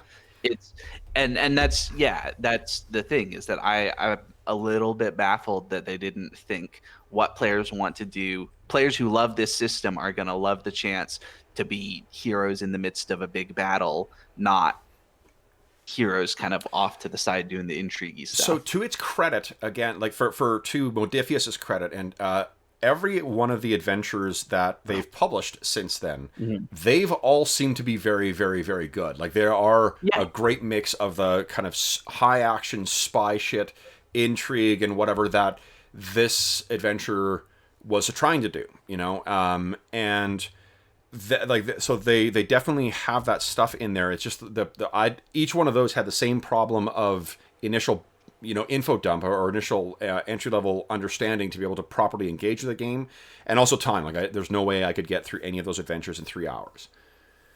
Right. So that's cool, and this is a good. I like the. Well, I guess first off, does anyone have any other thoughts on the our first kind of foray into Infinity? Well, I guess just looking at the thing, as you say, it looks a really involved setting, which can be really great. And it looks quite a crunchy system because there's layers of stuff here, just layer of system on top of system, and then you've even got hit locations and host attributes and Geist attributes and info war and mental and vigor and all of this. It's crunch upon crunch upon crunch. Now, if you're really into this stuff and it's a crunchy environment, that's probably fantastic. And they're not dumbed it down for Joe Schmoes like me who turn up, which is really great for the people who love it. Yeah. I mean, I'd be really pissed if somebody dumbed down Dark Heresy to be something really insipid. Yep. Yeah. Then you please nobody. Yep. But I guess it's maybe it's either not for me or it's something that I've got to invest in and realize as the curve and just be happy that at the end of it there's going to be something good at the other end, and that's fine. But Well, I'll say, I certainly enjoyed it enough to play it again. I don't know that this would be my pick for play it again, if you know what I mean, right? If you said, hey, we're gonna play Infinity, I'd be like, oh yeah. If you said, hey, we're gonna play 2D20 game, I'd say, well, can we play Conan? Yeah. Yeah. Basically, that's kind of where I am. And Sean, what about you? Any closing thoughts on Infinity? I mean, well, there's I mean, half of me is, I mean, from what I hear in the comments, I probably enjoyed it as much as anybody. I think I enjoyed it. I mean, I'm up for it. I like the hacking. I mean, I'm just starting to grok it. I mean, I'm on that. Like I said, it probably wouldn't even be next session. It might be the third session that you really get everything. You get most of the moving parts moving in the right direction. Yeah. And so, and I have this tendency where I'll look at a game like this, and when I first start looking through the book, I'm overwhelmed. I'm like, oh my gosh. I mean, because there's a lot there. And when you brought up Geists, I have to say, in the middle of the session, I went, what is it? Like there's like this, these details. But then just like the Geist, once I start reading and get over the hump, Sean, and I do a little reading, and then you're talking about the Geist, I'm like, that's cool. Like I start getting into it. And so I start getting enthusiastic about it. And so I'd be totally up for Infinity. At the same time, there's also a part of it, like what Arlen said, where, too many games, too little time, that, you could get me enthused about a lot of games. Yeah. and I'm up for Conan. But I think I enjoyed it as much as any of us. I liked it, and I think the potential for that, I like complicated settings. I mean, I'm intrinsically like L5R. No, you love Invisible College. Right, Invisible Sun. Oh, Invisible Sun, yeah. Invisible Sun, Dark Heresy, L5R, all of these complex settings, I'm all about it. Like, I love those. So that kind of calls to me, but the learning curve is a little painful at first. But anyway. So what we'll close on is I'm going to steal a rating to give kind of like some. I love. Thanks for sticking around for this kind of post-game, post-mortem kind of thing. I think this is really it will be helpful for folks who are deciding whether this is a game for them or not. I'm going to steal a rating system from one of my favorite entertainment podcasts, Mr. Sunday Movies, where they rate movies as either best movie ever or worst movie ever. Wow. So it gives you, like, if it's clearly not one of those things, then it's got to be the other thing. Right. So for you guys, I'll go with the reverse order. Sean, best game ever or worst game ever? Wow. Well, it's not the worst. Okay. So I like the fact that you offered that question. Yeah. Questions are very useful. It's not the worst game ever, so I'll call it the best game ever. Okay. And Arlen, what do you think? Worst game ever, best game ever? Oh.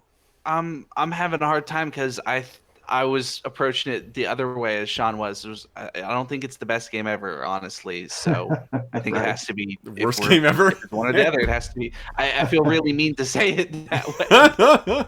Yeah. And what about you, James? Best game ever, worst game ever? Father has got a point. What's the that? Reverend Father has got a point. Yeah. I don't think it's the best game ever. So yeah. I think for the right person, this could be the best game. Yeah. Oh, absolutely. So I think for me, my vote is best game ever. I think that you're absolutely right. There's a great deal of complexity in the game.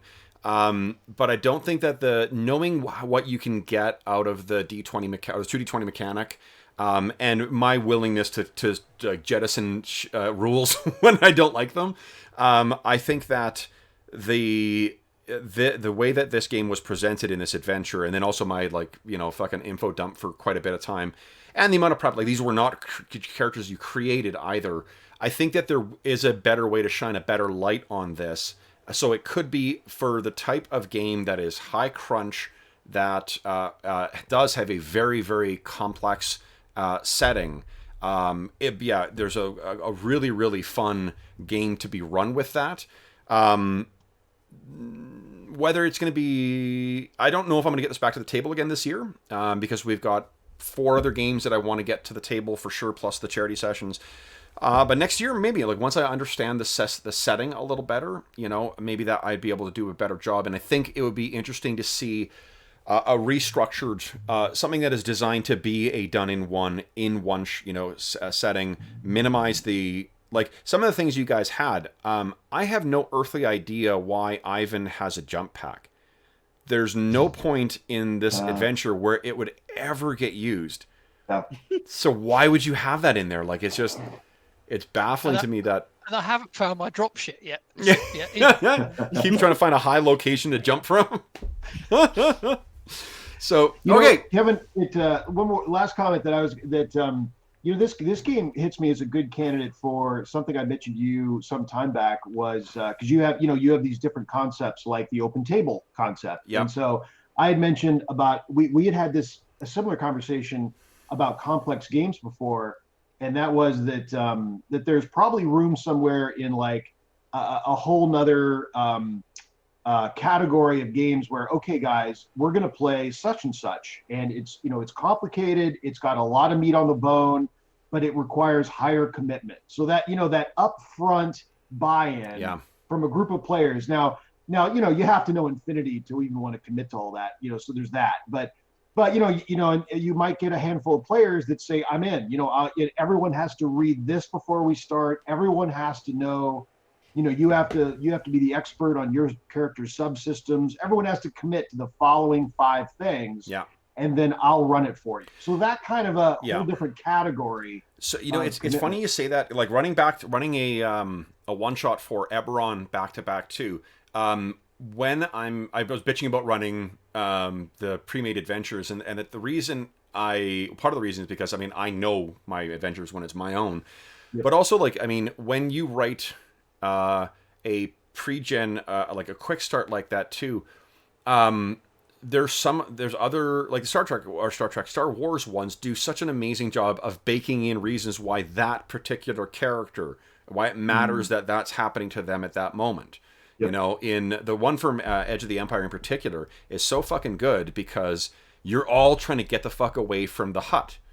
It's more than just like, it's fine to feed jobs to people, but give them an easier buy-in that is a more simple, we're doing this. Like for the session yesterday, and again, like I was standing on the shoulders of giants with that one because it's a restructured 4th edition D&D adventure, but the 4th edition doesn't assume that you're part of Seer, and like finding, if I would be interested in running another one shot with this where it is everything about the characters is geared towards that particular session, where all the stars line up, so you've got cool shit to do. All your abilities in your character sheet will matter, so you're not just like, wait, is this in here for a reason, or is it not? It's kind of like, Chekhov's gun, but for game design. Like, if I'm introducing you a trait, I'm making you learn about some sub-mechanic, if I'm making you be aware of some piece of equipment you have, it better damn well be important. Or it's just clutter, and it doesn't need to be there in that. So, and I think that's something that was not, that this particular adventure did not benefit from. If we had kept it a lot simpler, both mechanically, or not even simpler, but streamlined. You guys are one dice roll, and you guys would have been aware of how to use your skills, your weapons, your talents, and shit like that. So, yeah. But yeah, that particular adventure, I would never use that, or to be honest, any of the other pre-written adventures for the one-shots, just because they're not designed to be run that way. They're designed to be run, like you say, like with a higher level of investment. Yep. Yeah. Anyway, cool. All right, so we're half an hour over time. I got to go take the dog for a stroll. So for those listening at home and those who joined us in chat, thanks so much for joining us for this one-shot for Corvus Belli Infinity. You've got a split jury here, 2 saying best game ever, 2 saying worst game ever, so you'll have to decide for yourself.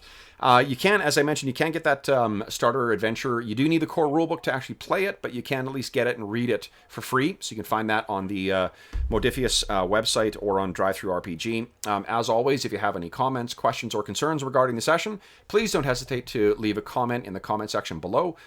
You can reach me on Twitter as well. You can also reach me by email at dungeonmusings@gmail.com. You can also join us on the Dungeon Musings Discord server. You can find a link to that in the description of the video, and we'll probably be doing more of a debrief of this game in there and talking about what our next one-shot will be. If you want to join us for, Sean mentioned the monthly open table. I've started running a session once a month that is an open table session, open for anyone else to join. The only way you need to join is by joining us on the Dungeon Musings Discord server and join the channel that has the open table sessions. In addition, there's a link in the description of the video to something called Heroes Save Villages. This is the charity fundraising campaign that we run on the channel. We don't monetize the channel in any other ways. We don't run Patreon. We don't run ads. If you are interested in tossing some, whatever the currency in Infinity is, resources, I think, in the direction of the channel, then I would encourage you to click through and learn a little more about that. It's the SOS Children's Villages International Charity that benefits from that charity initiative. And any donations that are made go directly to helping SOS Children's Villages International with the over 80,000 orphan and abandoned children that they service in over 130 countries. So it's a really terrific organization. You can learn all about it by following through that link.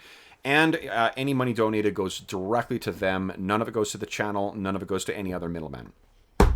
Last but not least, I want to thank my intrepid Infinity players. So Sean and Arlen and James, thank you so much for playing with the game with me, giving this a try, doing a debrief afterwards. This was a really, really fun session. Yeah, Thanks for running, it was Kevin. a lot of fun. Thank you Thanks for running. Yeah. Excellent. So then until next time, for those who are listening at home, again, thank you so much for watching. Again, please don't hesitate to reach out and let us know what you thought. If in particular, if you're a real big Infinity fan, tell us how we fucked things up. Or I say we, I really mean me. I'm not going to paint my players with the same ignorant brush that I should myself. Or if you've had a more, got suggestions on how to present this type of more complicated game in a more streamlined fashion, I'd love to hear, because I'm always happy to pickpocket ideas. I got a great skill check with that. But until next time, thank you again, folks, and happy gaming.